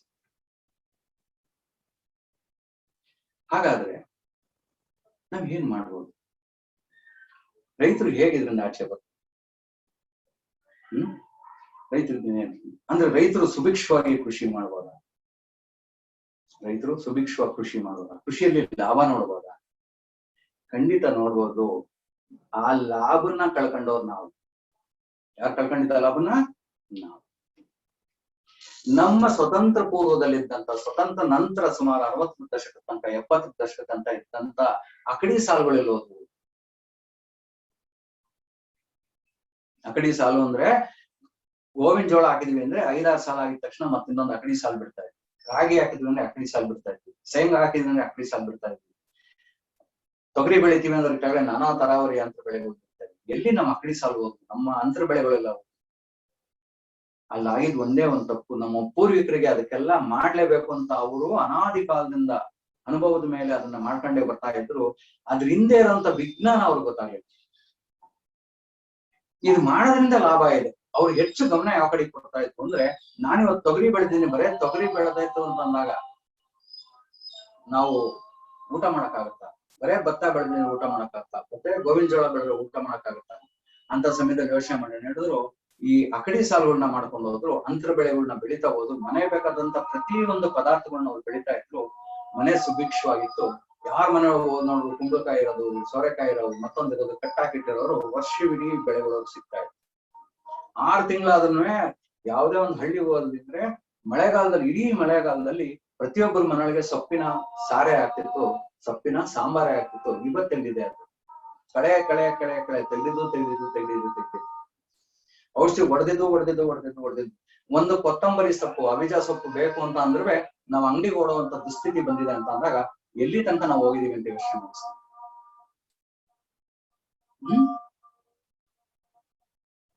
ನಮ್ಮ ಪೂರ್ವಿಕರ ಆ ಒಂದು ಕೃಷಿ ಪದ್ಧತಿ, ಆ ಒಂದು ಕೃಷಿ ಸಂಸ್ಕೃತಿ, ಆ ಒಂದು ಕೃಷಿ ಅಳವಡಿಕೆ ಏನಿತ್ತೋ ಅದನ್ನ ನಾವು ಗಮನಿಸಿ ಮತ್ತೆ ವಾಪಸ್ ತಂದ್ವಿ ಅಂತಂದಾಗ ನಾವು ಖಂಡಿತವಾಗಿ ನೈಸರ್ಗಿಕ ಕೃಷಿ ಅಂತ ಏನ್ ನಾವಿನ್ನು ಮಾತಾಡಕ್ ಶುರು ಮಾಡ್ತೀವೋ ಅದನ್ನಲ್ಲಿ ನಾವು ಅತಿ ಹೆಚ್ಚು ಯಶಸ್ಸು ಕಾಣ್ಬೋದು. ಸುಭಿಕ್ಷವಾಗಿರ್ಬೋದು, ಸ್ವಾವಲಂಬಿ ಆಗಿರ್ಬೋದು. ಯಾವುದೇ ಒಂದು ಉದರಿಯನ್ನ ಮಾತೇ ಇಲ್ಲ. ನಮ್ಮ ನೈಸರ್ಗಿಕ ಕೃಷಿಯನ್ನು ಮಾಡ್ತಿರೋಂಥ ಸಾಕಷ್ಟು ಸುಭಾಷ್ ಪಾಳೇಕರ್ ಅವರು ನೈಸರ್ಗಿಕ ಕೃಷಿಯನ್ನು ಮಾಡ್ತಾರೆ. ಸಾಕಷ್ಟು ರೈತರು ಇವತ್ತು ಮಕ್ಕಳನ್ನೆಲ್ಲ ಇಂಜಿನಿಯರ್ಸ್, ಡಾಕ್ಟರ್ಸ್ ಎಲ್ಲ ಕಳಿಸ್ತಾ ಇದಾರೆ. ಯಾರು ₹1 ಸಾಲ ತಗೊಂಡು ಎಲ್ಲ ಖಾಸಗಿ ವ್ಯವಸ್ಥೆ ಎಲ್ಲ ಓದಿಸ್ತಾ ಇದಾರೆ. ಅದನ್ನ ಕೂಡ ನೀವು ಗಮನದಲ್ಲಿ ಇಟ್ಕೊಬೇಕು. ಯಾವ ಸರ್ಕಾರಿ ವ್ಯವಸ್ಥೆ ಅಲ್ಲ. ಸುಭಿಕ್ಷವಾಗಿದೆ. ಆಹಾರ ತಿನ್ನುವಂಥದ್ದು ಸುಭಿಕ್ಷವಾಗಿದೆ ಸ್ನೇಹಿತರೆ. ಹಾಗಾಗಿ ನಾವು ಹೆಚ್ಚೆಚ್ಚು ಗಮನನ ನಾವು ಈ ಸುಭಾಷ್ ಪಾಳೇಕರ್ ಅವರ ನೈಸರ್ಗಿಕ ಕೃಷಿ ಕಡೆ ಕೊಡಬೇಕಾಗಿದೆ. ಇನ್ನೊಂದು ಅತಿ ಮುಖ್ಯವಾಗಿ ಒಂದು ಮಾತನ್ನ ನಾವು ಎಲ್ಲಾರು ಗಂಭೀರವಾಗಿ ಗಮನಿಸಬೇಕಾದ ಒಂದು ವಿಷಯ ಇದೆ. ಏನಪ್ಪಾ ಆ ವಿಷಯ ಅಂತಂದ್ರೆ, ನಮ್ಮ ಹೆಣ್ಮಕ್ಳು ಕೇವಲ 10 ವರ್ಷ, 9-10 ವರ್ಷ ಆ ನಿಟ್ಟಿನಲ್ಲಿ, ಆ ವಯಸ್ಸಿನ ಆಜುಬಾಜಿನಲ್ಲಿ ಮೈ ನೆರಿತಾ ಇದ್ದಾರೆ, ಋತುಮತಿ ಆಗ್ತಾರೆ. ನಮ್ಮ ತಾಯಿ, ನಮ್ಮ ಕಾಕಿ ಅವರೆಲ್ಲ ಸುಮಾರು 15, 16 ವರ್ಷ, 17 ವರ್ಷಕ್ಕೆ ಋತುಮತಿಯರಾಗ್ತಿದ್ರು. ಬರ್ತಾ ಇವತ್ತು ಎಷ್ಟಾಗಿದೆ? 9ರಿಂದ 10 ವರ್ಷಕ್ಕೆ ಬರ್ತಿದೆ. ಮಕ್ಕಳು ಇನ್ನು 4-5ನೇ ಶಾಲೆ ತರಗತಿ ಹೋಗ್ತಿರುವಂತ ಮಕ್ಕಳೆಲ್ಲ ಋತುಮತಿಯರಾಗ್ತಾ ಇದ್ದಾರೆ, ಮೈ ಮುಗಿತಾರೆ. ಇದು ಎಲ್ಲಾರು ದಯವಿಟ್ಟು ಗಮನದಲ್ಲಿ ಇಟ್ಕೊಂಡಿದ್ದಾರೆ. ಈ ರೀತಿ ಆದ್ರೆ ಮುಂದೆ ಏನಾಗ್ಬೋದು? ಋತುಮತಿಯರಾದಾಗ ಪ್ರಕೃತಿ ಸಹಜವಾದ ದೇಹದ ಬೆಳವಣಿಗೆಗಳೆಲ್ಲ ಆಗ್ತವೆ. ಆ ದೇಹದ ಹೊಸ ಬೆಳವಣಿಗೆಗಳಾದಾಗ ಆ ಶರೀರ ತಗೊಳ್ಳೋಂತ ಸ್ಥಿತಿಲಿ ಇದೆಯಾ, ಅರ್ಥಪೂರ್ಣ ತಗೊಳ್ಳೋಂತ ಸ್ಥಿತಿಲಿ ಇದೆಯಾ, ಆಗುವಂತ ಮನಸ್ಸಿನಲ್ಲಿ ಆಗುವಂತ ಚಂಚಲಗಳನ್ನೆಲ್ಲ ಹಿಡಿತದಲ್ಲಿ ಇಟ್ಕೊಳ್ಳುವಂತ ಆ ಮನಸ್ಥಿತಿ ಆ ಮಗುಗಿದ್ಯಾ, ಆ ಅಷ್ಟು ಮನಸ್ಸು ಆ ಮಗು ಬೆಳೆದಿದ್ಯಾ, ಜವಾಬ್ದಾರಿ ಅಷ್ಟು ಬೆಳೆದಿದ್ಯಾ ಮಗುಗೆ. ಇಂಥ ಸಮಯದಲ್ಲಿ ಏನಾದ್ರು ನಾವು ಇವನ್ನೆಲ್ಲ ಗಮನ ವಹಿಸ್ಕೊಂಡು ಮಾಡ್ಲಿಲ್ಲ ಅಂತಂದ್ರೆ ಖಂಡಿತ ಮುಂದೊಂದ್ ದಿವಸ ಹುಟ್ಟಿದಾನೆ ಮಕ್ಕಳಿಗೆ ನಾವು ಸ್ಯಾನಿಟರಿ ಪ್ಯಾಡ್ ಹಾಕ್ಬೇಕು. ಸ್ನೇಹಿತರೆ, ಇದು ನಾನು ಅತಿಶಯೋಕ್ತಿಯಾಗಿ ಮಾತಾಡ್ತಿಲ್ಲ, ನೀವೆಲ್ಲ ಕಣ್ಮುಂದೆ ಕಾಣ್ತಾ ಇರೋದು. ಎಲ್ಲಾರ್ಗು ಮಕ್ಳಿದಾವೆ, ಎಲ್ಲಾರ್ಗು ಮುಂದಕ್ಕೆ ಮಕ್ಳಾಗ್ತವೆ, ಮೊಮ್ಮಕ್ಳಾಗ್ತವೆ, ಮರಿ ಮಕ್ಳಾಗ್ತವೆ. ಅವ್ರ ಕಡೆ ನಾವು ಹೆಚ್ಚೆಚ್ಚು ಗಮನ ಕೊಡ್ಬೇಕಾಗಿದೆ. ಮತ್ತೆ ವಾಪಸ್ ನಾವು 14-15 ವರ್ಷಕ್ಕೆ ಏನ್ ಋತುಮತಿ ತಗೊಂಡೋಗ್ಬೇಕಾಗಿದೆ ವಾಪಸ್. ಇಂಥವನ್ನೆಲ್ಲ ನಾವು ತುಂಬಾ ಯೋಚನೆ ಇದೆಲ್ಲಾರ್ದು ಜವಾಬ್ದಾರಿ, ಎಲ್ಲಾ ತಂದೆ ತಾಯಿಯ ಜವಾಬ್ದಾರಿ. ಬರೇ ಕೃಷಿ ಎಲ್ಲಾರು ಈ ಕೃಷಿ ಪದ್ಧತಿ ಇವತ್ತೇನ್ ಮಾತಾಡ್ತಿದ್ರು ಇದ್ರ ಬಗ್ಗೆ ತಿಳ್ಕೊಂತಾರ ಅವರೆಲ್ಲ ಇದನ್ನೆಲ್ಲ ಜವಾಬ್ದಾರಿ ತಗೊಂಡು ಎಲ್ಲ ಹೆಚ್ಚೆಚ್ಚು ಪ್ರಚುರ ಪಡಿಸಿ ಅವ್ರೂನು ವಿಡಿಯೋಗಳನ್ನ 36 ವಿಡಿಯೋ, ಒಂದು ಟಿವಿ ಕಾರ್ಯಕ್ರಮ ಕೊಟ್ಟಿದ್ದೀನಿ, ಇನ್ನೊಂದು ಇವಾಗ ನಮ್ಮ ಅಕ್ಕಲ್ಗೂಡು ಕೃಷಿ ತರಬೇತಿ ಕೇಂದ್ರಕ್ಕೆ 16 ಸಂಚಿಕೆ ಕೊಟ್ಟಿದ್ವಿ. ಒಂದೊಂದು 2.5-3 ಗಂಟೆ ಒಂದೊಂದು ಸಂಚಿಕೆ, ಇನ್ನ ಒಂದು 5-6 ಸಂಚಿಕೆ ಕೊಡಬೇಕಾಗಿದೆ. ಈ ರೀತಿ ತುಂಬಾ ನಮ್ಮ ಗುರುಜಿ ಆದಂತ ಸುಭಾಷ್ ಪಾಳೇಕರ್ ಅವರು ಕೊಟ್ಟಿರುವಂತ ವಿಷಯ ಅಷ್ಟು ಅಗಾಧ.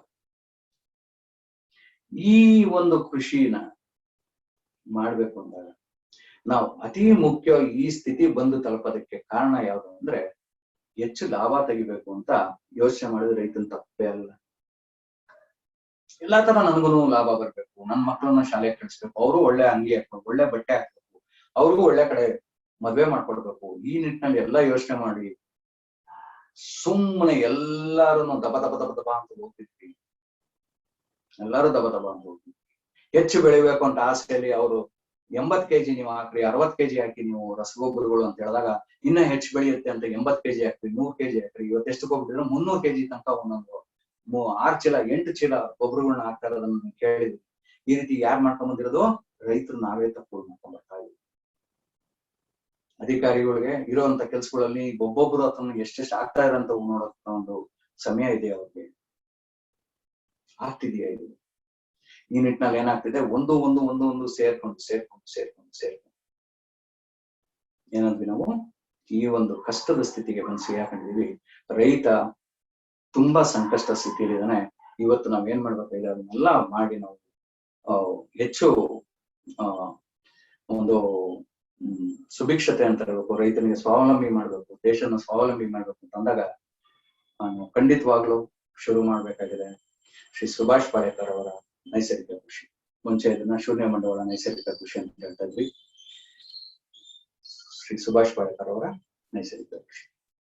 ಸ್ನೇಹಿತರೆ, ಶ್ರೀ ಸುಭಾಷ್ ಪಾಳೇಕರ್ ಅವರ ನೈಸರ್ಗಿಕ ಕೃಷಿ ಅಂತ ಅಂದಾಗ ನಾವು ಒಂದು ಗಮನದಲ್ಲಿ ಇಟ್ಕೊಂಡು,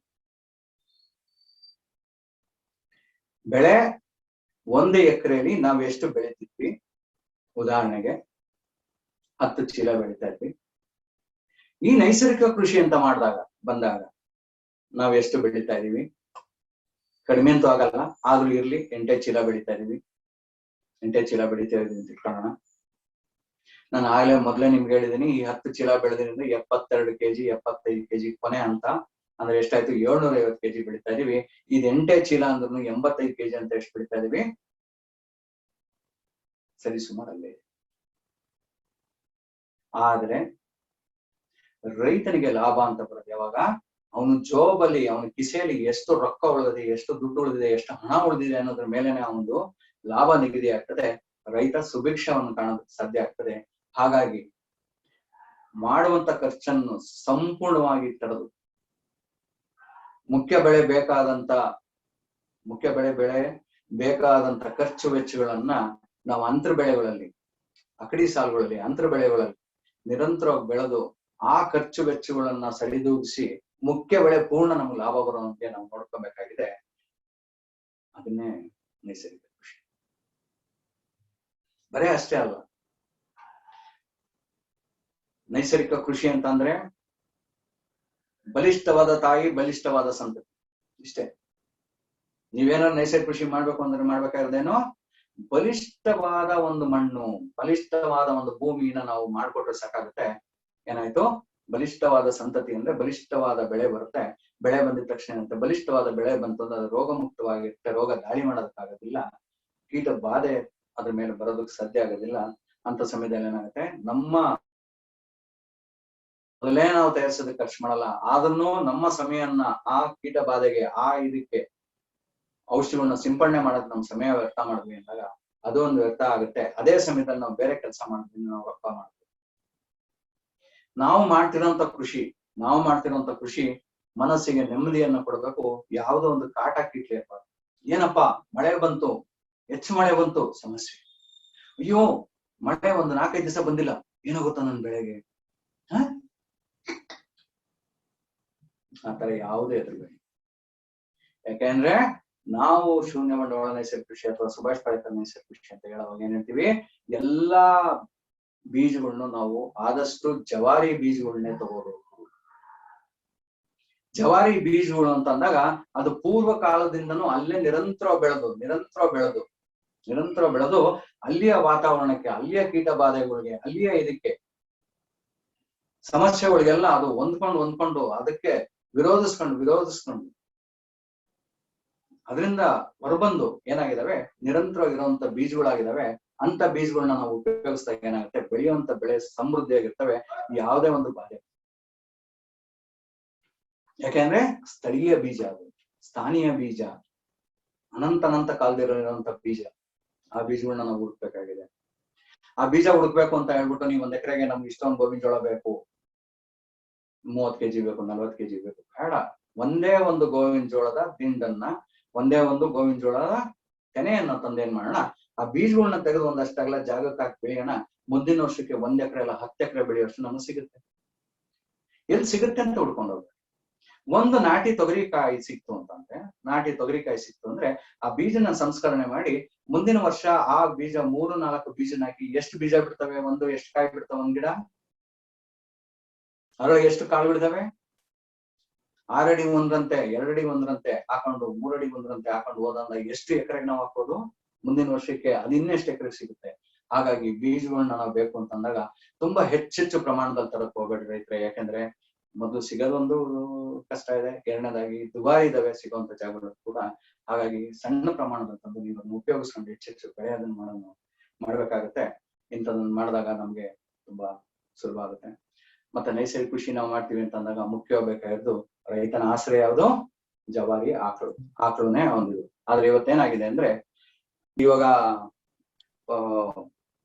ನಮ್ಮ ನೈಸರ್ಗಿಕ ಕೃಷಿಯ ಗುರುಗಳಾದಂತ ಸನ್ಮಾನ್ಯ ಶ್ರೀ ಸುಭಾಷ್ ಪಾಳೇಕರ್ ಅವರು ಇವಾಗ ನಮ್ಗೆಲ್ಲ ಉದ್ದೇಶಿಸಿ ಮಾತಾಡ್ತಾ ಇದ್ದಾರೆ. ಅವ್ರ ಬಗ್ಗೆ ಒಂದು ಹೇಳ್ಬೇಕು ಅಂತಂದಾಗ, ಈ ರೈತನ ಈ ಸಂಕಷ್ಟಗಳೆಲ್ಲ ನಾನು ಇವಾಗ ಆಗ್ಲೇ ಹೇಳ್ಕೊಂತ ಬರ್ತಾ ಇದೀನಿ. ಈ ಸಂಕಷ್ಟಗಳಿಂದ ಪಾರ್ ಮಾಡೋದಕ್ಕೆ, ಅತಿ ಸುಲಭವಾಗಿ ಕೃಷಿ ಮಾಡೋದಕ್ಕೆ, ಹೆಚ್ಚು ಲಾಭದಾಯಕವಾಗಿ ಕೃಷಿ ಮಾಡೋದಕ್ಕೆ, ಹೆಚ್ಚೆಚ್ಚು ಯುವಕರು ಕೃಷಿಯಿಂದ ಲಾಭ ನೋಡೋದಕ್ಕೆ ಕಾರಣಕರ್ತರಾಗಿರುವಂತ ಮತ್ತೆ ಜಾಗತಿಕ ತಾಪಮಾನ, ನಿಮ್ ಮುಂದೆ ಹೋಗ್ತಾ ನಾವು ವಿಷಯಗಳನ್ನ ಮಾತಾಡ್ಕೊಂಡು ಹೋಗ್ತಾ ಇರ್ತೀವಿ. ಯಾವ ರೀತಿ ಜಾಗತಿಕ ತಾಪಮಾನಗಳಂತೆ ಇಂಗಾಲನೆಲ್ಲ ಹೇಗ್ ಭೂಮಿಗೆ ಸುಮ್ಮನೆ ಹಂಗೆ ತಗೊಂಡು ಸಿಂಕ್ನಂತ ವಾಪಸ್ ಕಳಿಸ್ತೀವಿ, ಇವನ್ನೆಲ್ಲ ನಾವು ತುಂಬಾ ನೋಡ್ತಾ ಇರ್ತೀವಿ. ಎಲ್ಲಿ ತನಕ ಭೂಮಿಲಿ ಇಂಗಾಲ ಜಾಸ್ತಿ ಆಗಲ್ಲ, ನಿಮ್ ಬೆಳೆಗಳ ಇಳುವರಿ ಇಂಗಾಲ ಜಾಸ್ತಿ ಆಗಲ್ಲ, ಬೆಳೆವರಿ ಜಾಸ್ತಿ ಆಗೋದಿಲ್ಲ. ಇವನ್ನೆಲ್ಲ ನಾವು ನಿರಂತರ ನೋಡ್ಕೊಂಡು ಹೋಗ್ತೀವಿ. ಹೇಗೆ ಇದು ಮಾಡೋದು ವೈಜ್ಞಾನಿಕ ರೀತಿಯಾಗಿ? ಎಳೆಯಾಗಿ ನಮ್ಗೆ 7 ದಿವಸ ಬೆಳಿಗ್ಗೆ 9ರಿಂದ ಸಂಜೆ 7-8 ಗಂಟೆ ತನಕ ನಿರಂತರ ಪಾಠ ಮಾಡಿ ನಮ್ಮೆಲ್ಲ ಹೇಳ್ಕೊಟ್ಟಿದ್ದಾರೆ. ಸಾಕಷ್ಟು ಕಡೆ ನಾವು ಹೋಗೆಲ್ಲ ಅಭ್ಯಾಸ ಮಾಡಿದ್ವಿ. ಸಾಕಷ್ಟು ಜನ ರೈತರು ಇಡೀ ದೇಶದಲ್ಲಿ ಸುಮಾರು 14-15 ಪ್ರದೇಶಗಳಲ್ಲಿ ಕೂಡ, ವಿದೇಶಗಳಲ್ಲಿ ಕೂಡ ಇದು ಈ ನಮ್ಮ ಸುಭಾಷ್ ಪಾಳೇಕರ್ ಅವರ ನೈಸರ್ಗಿಕ ಕೃಷಿ ನಡೀತಾ ಇದೆ, ಎಲ್ಲ ಕಡೆ ಯಶಸ್ವಿಯಾಗಿ ನಡೀತಾ ಇದೆ. ಆದ್ರೆ ಇಲ್ಲಿ ಒಂದೇ ಏನಿರುತ್ತೆ ಅಂದ್ರೆ, ಅತಿ ಮುಖ್ಯವಾದ್ದು ಇಲ್ಲಿ ನಾವು ಸುಭಾಷ್ ಪಾಳೇಕರ್ ಅವರ ನೈಸರ್ಗಿಕ ಕೃಷಿ ಮಾಡ್ತೀವಿ ಅಂತ ಅಂದಾಗ ಒಳಸುರುವಿಗೆ ಯಾವುದೂ ಇಲ್ಲಿ ಜಾಗ ಇಲ್ಲ. ಆದ್ರೆ ಈ ಒಳಸುರುವಿ ಅನ್ನೋದು ನಾವು ಇಲ್ಲಿ ಮಾಡ್ಕೊಬೇಕಾಗಿದೆ. ವಿಜ್ಞಾನದ ಸಂಪತ್ತನ್ನು ಒಳಗಡೆ ಕ್ರೋಢೀಕರಿಸ್ಕೊಬೇಕಾಗಿದೆ. ನಮ್ಮ ಭೂಮಿಗಳಲ್ಲಿ ಅದನ್ನ ಯಾವಾಗ ಅಳವಡಿಸ್ತೀವಿ, ಯಾವಾಗ ಚಿತ್ರಗಳನ್ನ ಬಿಡಿಸ್ತೀವಿ ನಮ್ಮ ಭೂಮಿ ಮೇಲೆ, ಇಲ್ಲಿರುವಂತ ಜ್ಞಾನವನ್ನು ತೆಗೆದು ಭೂಮಿಯಲ್ಲಿ ನಮ್ಮ ಚಿತ್ರಗಳನ್ನ ಬಿಡಿಸ್ತೀವಿ, ಬೆಳೆಗಳನ್ನ ಬೆಳಿತೀವಿ, ಅತಿ ಉತ್ಕೃಷ್ಟವಾಗಿ ಯಾವುದೇ ಒಂದು ಸಂಕಷ್ಟ ಸಿಗಾಕೊಂಡನೆ ಅತಿ ಹೆಚ್ಚು ಲಾಭದಾಯಕವಾಗಿ ಮಾಡೋಕೆ ಕೃಷಿ ಸಾಧ್ಯವಾಗುತ್ತೆ. ಇವಾಗ ಅವ್ರು ಬಂದಿದ್ದಾರೆ, ಅವ್ರಿಗೆ ನಮ್ಮ ಹೃತ್ಪೂರ್ವಕ ವಂದನೆಗಳು, ನಮಸ್ಕಾರದೊಂದಿಗೆ ಅವರನ್ನ ಸ್ವಾಗತಿಸೋಣ. ಗುರುಜಿ.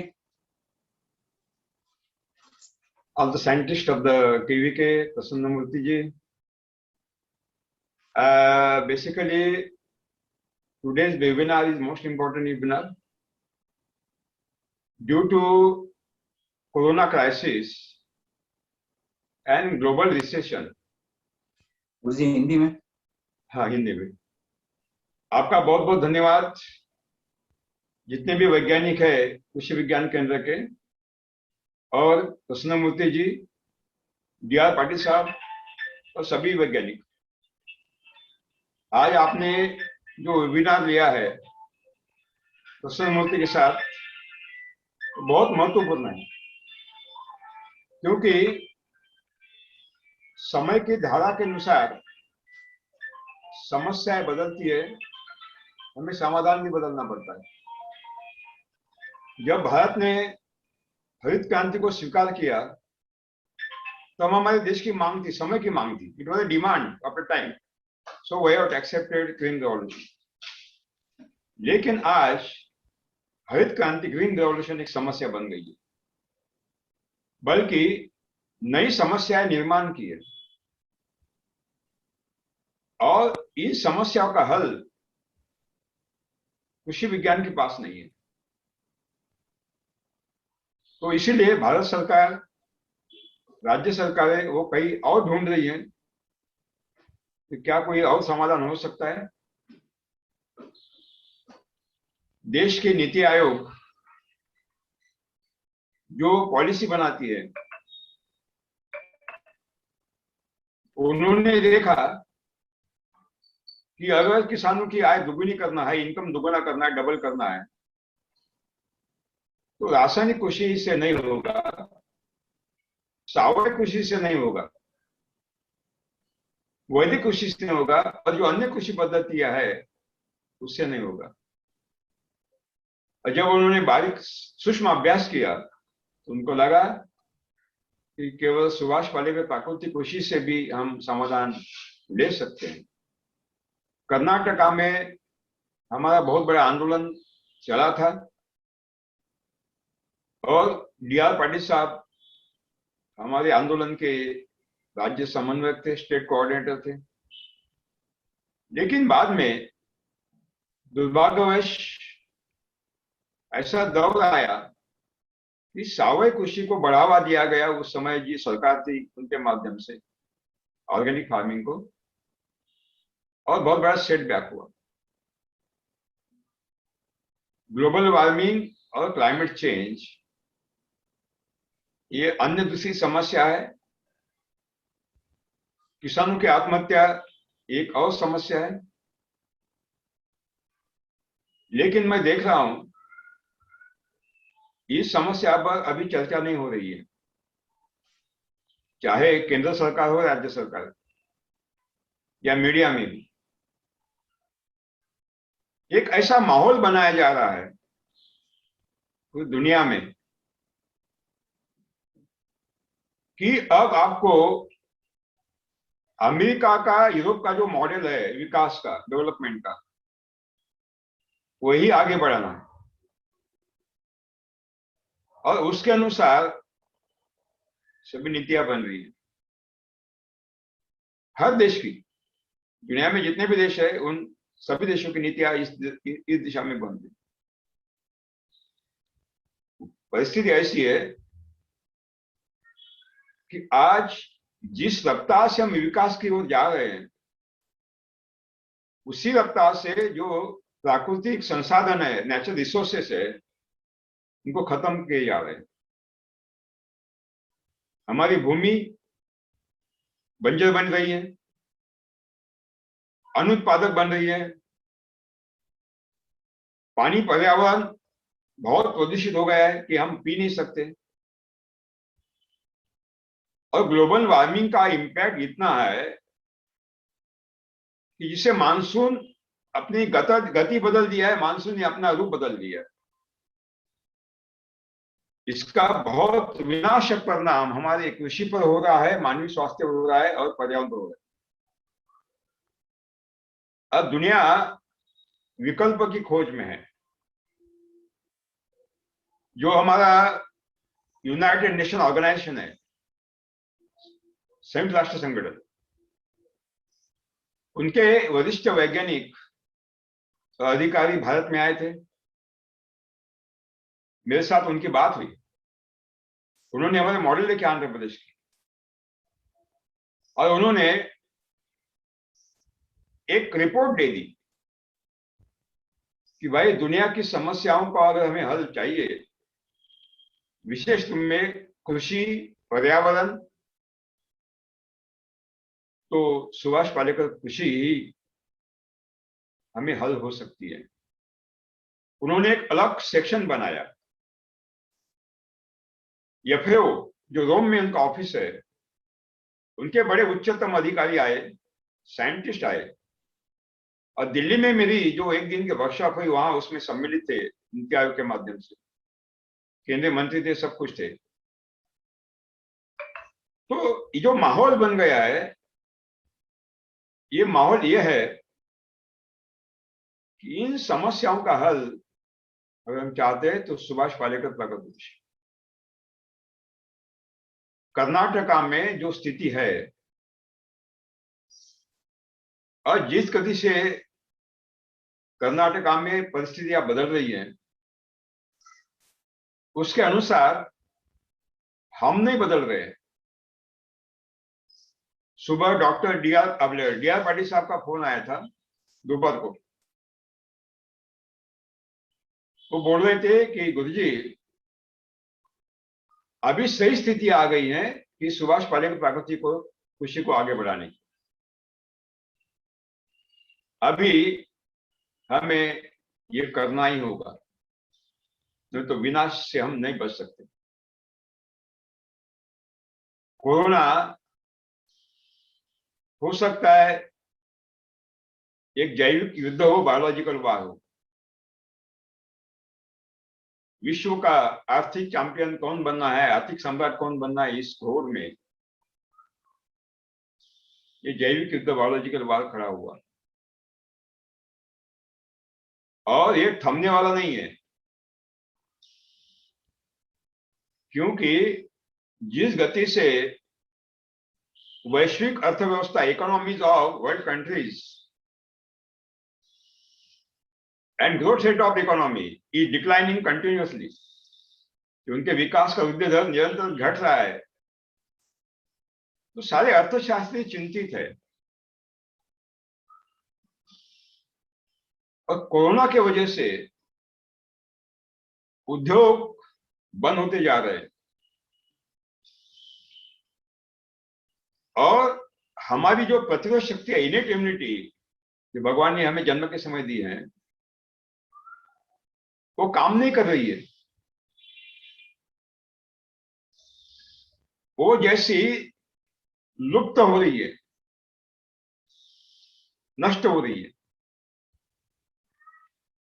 क्योंकि हमारी प्रतिरोध शक्ति, इनेट इम्यूनिटी को खत्म करने का एक प्लान पूरे विश्व में चल रहा है।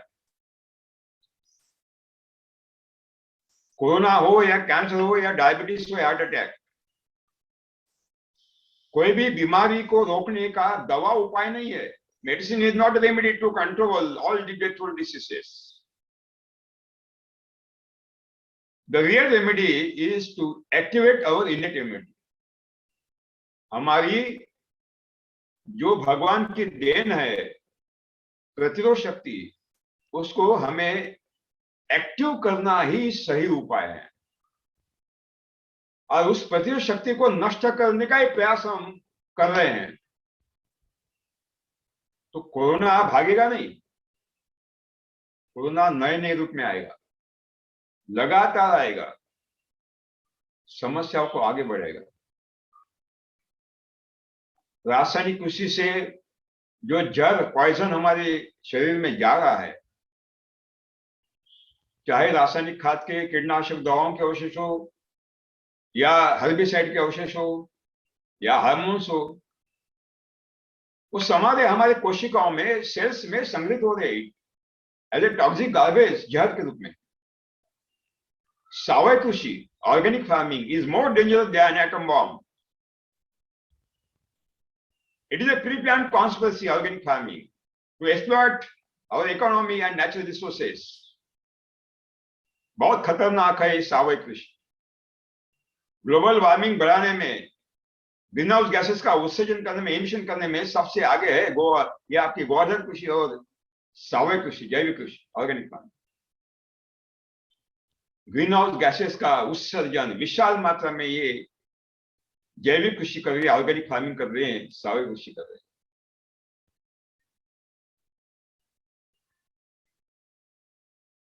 सावय कृषि के माध्यम से जो खाना ऑर्गेनिकली हम खा रहे हैं, जैविक कृषि के पैदा हुआ, cadmium, arsenic, mercury, lead, these are the heavy poisonous metals we are eating with the organically grown food. And all these heavy metals are deposited in the human cells as a toxic garbage. जो भी खा रहे हैं, हम जहर खा रहे हैं, हमारे कोशिकाओं में, सेल्स में टॉक्सिक गार्बेज जहर के रूप में वो संग्रहित हो रहा है और वो हमारी इम्यूनिटी को खत्म कर रहा है। और इम्यूनिटी खत्म करेगा तो कोरोना से कैसे लड़ोगे, कैंसर से कैसे लड़ोगे, हार्ट अटैक से कैसे लड़ोगे, मधुमेह से कैसे लड़ोगे आप, डायबिटीज? कतई संभव नहीं, totally impossible to fight with these undeathful diseases if you will continue this organic and chemical farming. Subhash Palekar प्राकृतिक कृषि में जहर नाम का कोई समस्या ही नहीं है, because we are not utilizing any input which are poisonous, maybe chemical, maybe organic. कोई भी जैविक या रासायनिक ऐसे साधन हम उपयोग में नहीं लाते जिससे शरीर में हमारे जहर जाए, बल्कि हम ऐसा खाना खिला रहे लोगों को जो जहर मुक्त है, पॉइजन फ्री, न्यूट्रिशियस है, पोषण मूल्य से संतुष्ट है, औषधीय, मेडिसिनल है, जो हमारी इनेट इम्यूनिटी को, प्रतिशक्तियों को आगे बढ़ा रहा है, जागरूक कर रहा है। कोरोना की संभावना नहीं है कि आपको cancer, corona, diabetes, heart attack, संभावना नहीं। ये जो संभावनाएं बन रही हैं बचाने की, केवल सुभाष पालेकर प्राकृतिक कृषि से हो सकती। ये दवा उपाय नहीं है।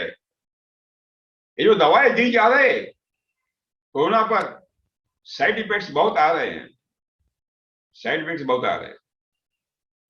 क्यों आ रहे हैं? क्योंकि ये अप्राकृतिक है, अननेचुरल है, हमारा शरीर स्वीकार नहीं करता, टॉक्सिक गार्बेज के रूप में सेल में जमा होता है और इम्यूनिटी को खत्म करता है। And then side effects are created. दूसरी ओर एक नया संकट पैदा हो गया है ऑन द ग्लोबल लेवल। अभी पहला महायुद्ध, दूसरा महायुद्ध जो हुआ उसमें बंदूकें से लड़ा जाता था, रन गाड़ी, टैंक और फाइटर एरोप्लेन, एटम बॉम्ब। अभी 1 जनवरी 2020 third world war is started. तीसरा विश्व महायुद्ध शुरू हो गया। इस महायुद्ध में वेपन्स, ये बंदूकें नहीं होगी, टैंक नहीं होगे, एरोप्लेन नहीं होगा, एटम बॉम्ब नहीं होगा, न्यूट्रॉन बॉम्ब नहीं होगा। ये नए वेपन है, बायोलॉजिकल वेपन, जैविक वेपन। कोरोना का वायरस, कोरोना के अनेक जो म्यूटेटेड वायरस है वो भी आएंगे, बैक्टीरियल पैथोजेनिक बैक्टीरिया और न्यू म्यूटेटेड पैथोजेनिक बैक्टीरिया। ये नया वेपन आ गया है, ये अस्त्र आ रहा है और वो विनाश फैला रहा है। ये तीसरा विश्व युद्ध, third world war, will be fought with second weapon that is called robot guided automatic machine, यानी यंत्र मानव संचालित स्वयंचलित यंत्र। और तीसरा वेपन है आर्टिफिशियल इंटेलिजेंस, नकली बुद्धिमत्ता। मानव कहीं भी काम नहीं करेगा, खेती में काम करेगा रोबोट करेगा, खेती का सब काम रोबोट करेगा आगे, हॉस्पिटल में सब काम रोबोट करेगा, नर्सिंग भी रोबोट करेगा, दवा भी रोबोट करेगा, और आपकी जांच भी करेगा, ऑपरेशन भी रोबोट करेगा, कारखाने में सब काम रोबोट करेगा, मानव नहीं रहेगा, ऑटोमेटिक सारा काम रोबोट होगा। शैक्षणिक संस्थाओं में एजुकेशन इंस्टीट्यूशन पढ़ाने का काम रोबोट करेगा, टीचर नहीं करेगा, गाड़ियां रोबोट चलाएगा, सब कुछ रोबोट करेगा। मानव क्या करेगा? मानव क्या करेगा? Unemployment is a global problem. It is intensified again and again by means of these two very hazardous weapons,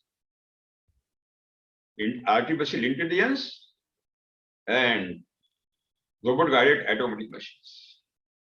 ये भस्मासुर है आगे। ऐसा मत सोचिए कि ये समस्याएं कम हो गई, बिल्कुल नहीं।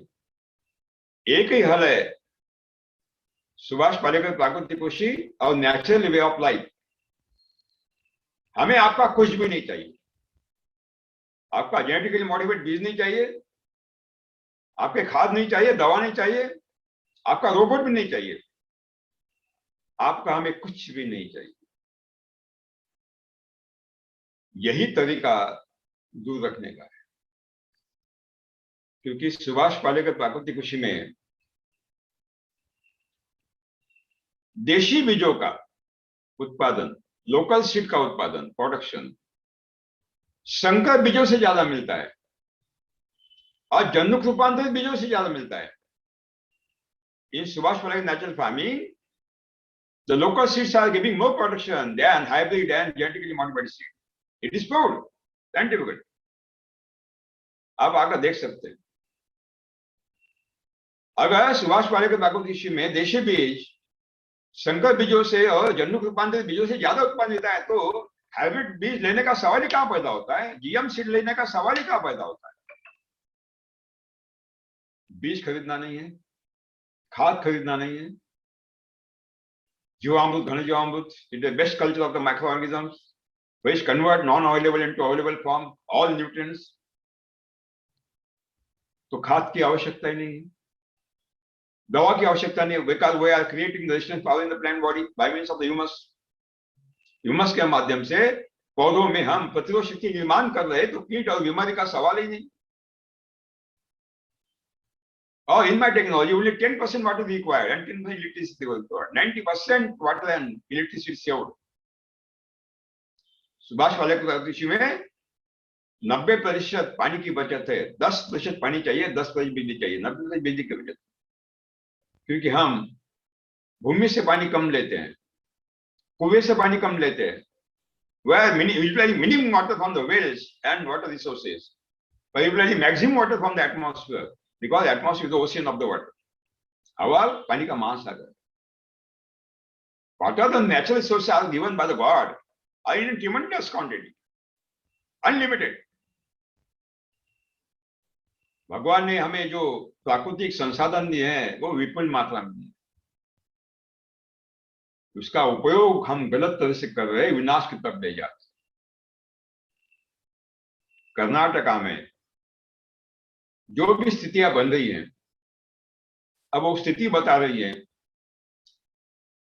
कि एक पुल, एक ब्रिज खड़ा करना है।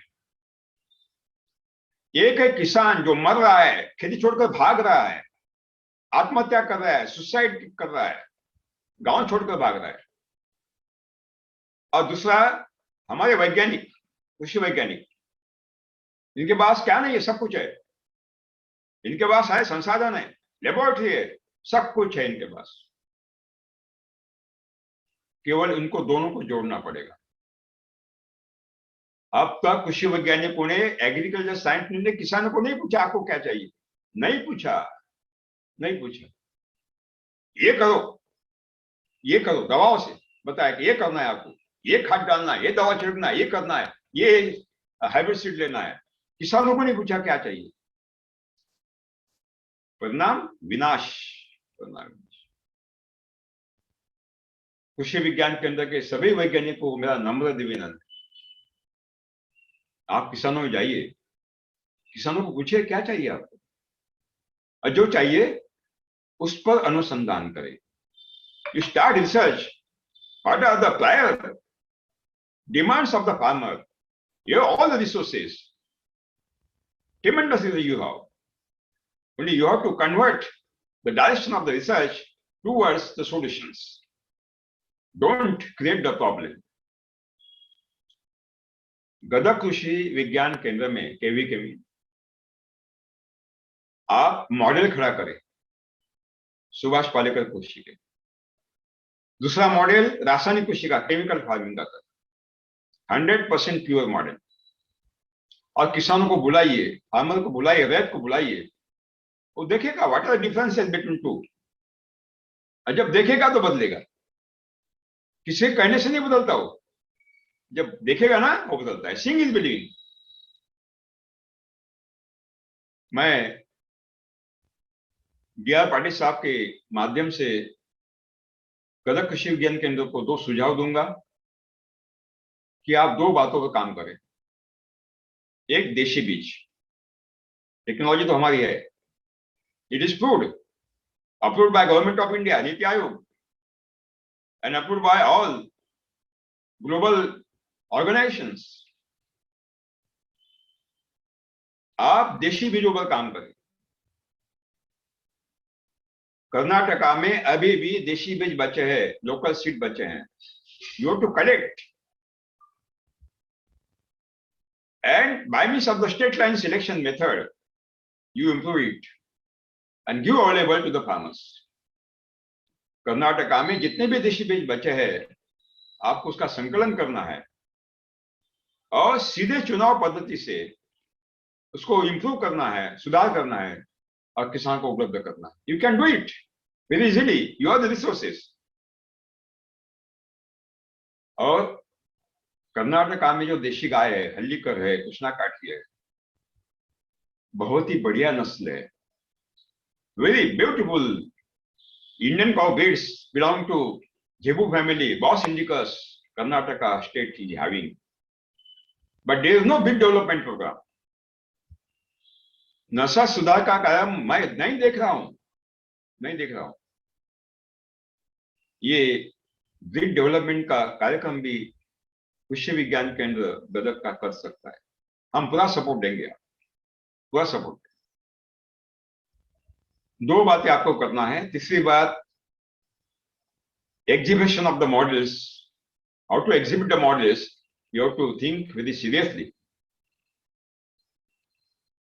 हमारी टीम आपके साथ जरूर रहेगी, प्रसन्ना खुद रहेगा.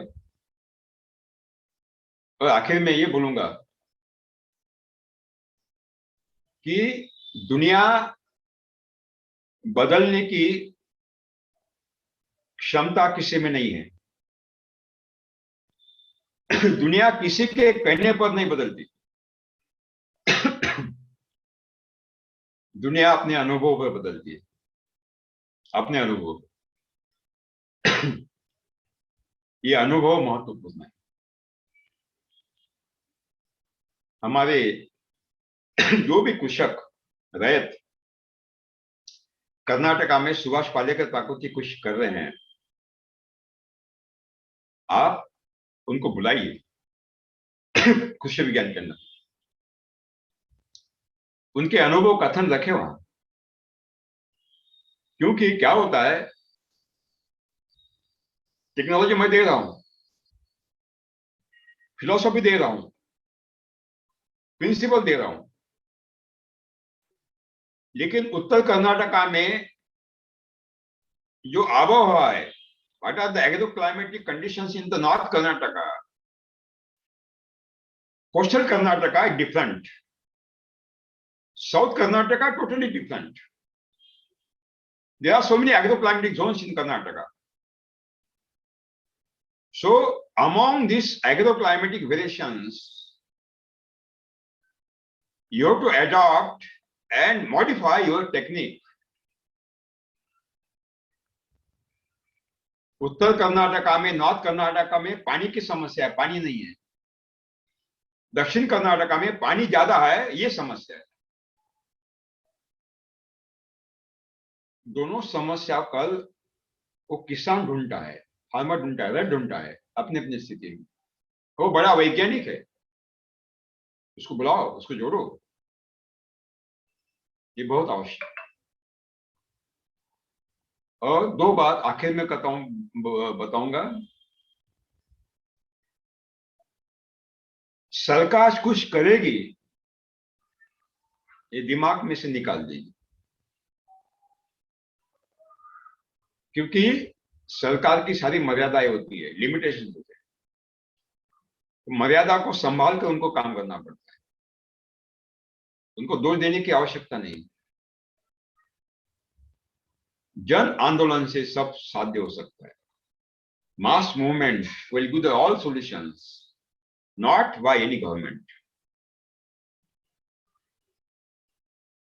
सरकार को भी जब जन आंदोलन की सहायता मिलती है तब सरकार कुछ कर सकती है, लेकिन किसी की राह नहीं देखना है, राह नहीं देखना। जो कर्नाटका में काम करना है वो गैर सरकारी स्तर पर ही ज्यादा आगे बढ़ेगा, ऐसा मुझे लग रहा है।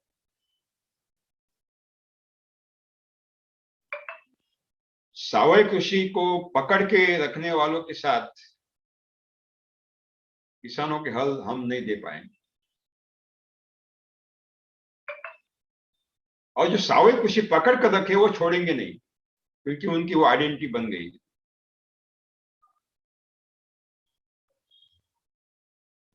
इसलिए don't belong any institution and organisation,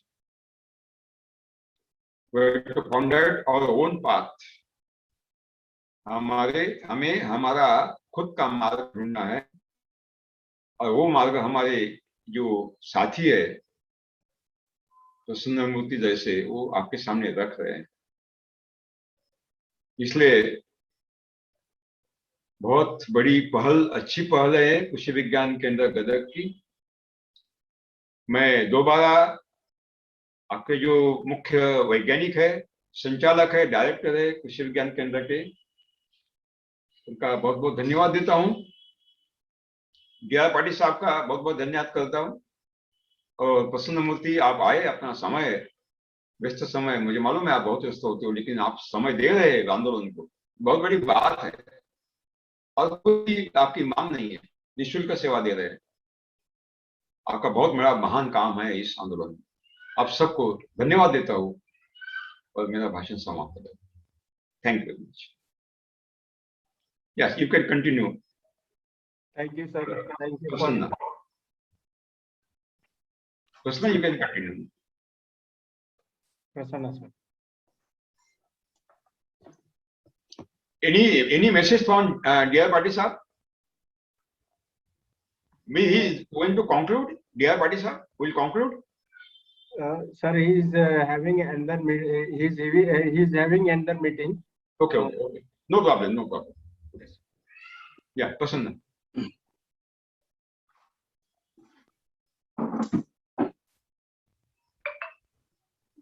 ಗುರುಜಿ ಸನ್ಮಾನ್ಯ ಶ್ರೀ ಸುಭಾಷ್ ಪಾಡೇಕರ್ ಅವರಿಗೆ ಅನಂತ ಕೋಟಿ ವಂದನೆಗಳು, ಧನ್ಯವಾದಗಳು.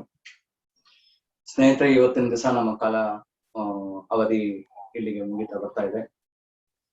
ಹಾಗಾಗಿ ನಾವು ಇವತ್ತಿನ ಕಾರ್ಯಕ್ರಮ 6:15 7:15 ಅಂತ ಏನಿತ್ತು ಇವತ್ತು ಮುಗಿತಾ ಬಂದಿದೆ.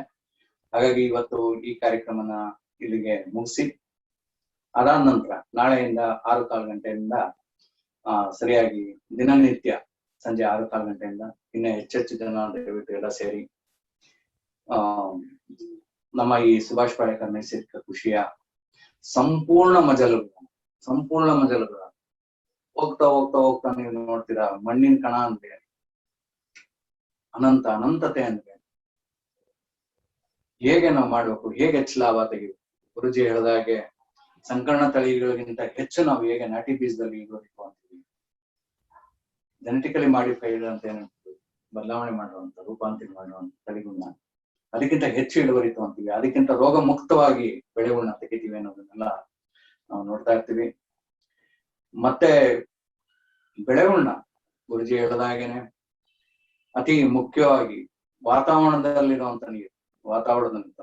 ಇವಾಗ ಏನಾಗಿದೆ ಅಂದ್ರೆ ಎಲ್ಲಾ ರೈತರು ಎಲ್ಲಾ ಕಡೆ ತಪ್ಪಾಗ್ತಾ ಇದೆ ಎಲ್ಲಿ ಅಂತ ಅಂದಾಗ, ಒಂದು ಗಿಡಕ್ಕೆ ಇಷ್ಟು ನೀರು ಬೇಕು, ಇಂತಿಷ್ಟು ನೀರು ಬೇಕು, ಇಂತಿಷ್ಟು ಗೊಬ್ಬರ ಬೇಕು ಅಂತ ಅಂದ್ಬಿಟ್ಟು ಏನ್ ಮಾಡಿದ್ದಾರೆ, ಒಂದು ಪ್ರಯೋಗಗಳಲ್ಲಿ ಹೇಳಿದರೆ ಅದನ್ನ ನಾವೇನ್ ಮಾಡ್ತೀವಿ, ನಾವೇ ಕೊಡೋ ನೀರು, ನಾವೇ ಕೊಡೋ ಗೊಬ್ಬರ ಅಂತ ಯೋಚನೆ ಮಾಡ್ಕೊಂಡು ಹೋದಾಗ ಏನಾಗ್ತಿದೆ ಅಂದ್ರೆ ಇಲ್ಲಿ ದೊಡ್ಡ ತಪ್ಪಾಗ್ತದೆ. ವಾತಾವರಣದಲ್ಲಿರುವಂತ ಅತಿ ಅದ್ಭುತವಾದ ನೀರಿನ ಒಂದು ಮಹಾ ಸಮುದ್ರದಿಂದ ನಾವು ಆ ನೀರನ್ನ ಉಪಯೋಗಿಸ್ಕೊಳ್ಳೋದು ಕಲಿತಾ ಇಲ್ಲ, ಮೊದಲನೇದಾಗಿ.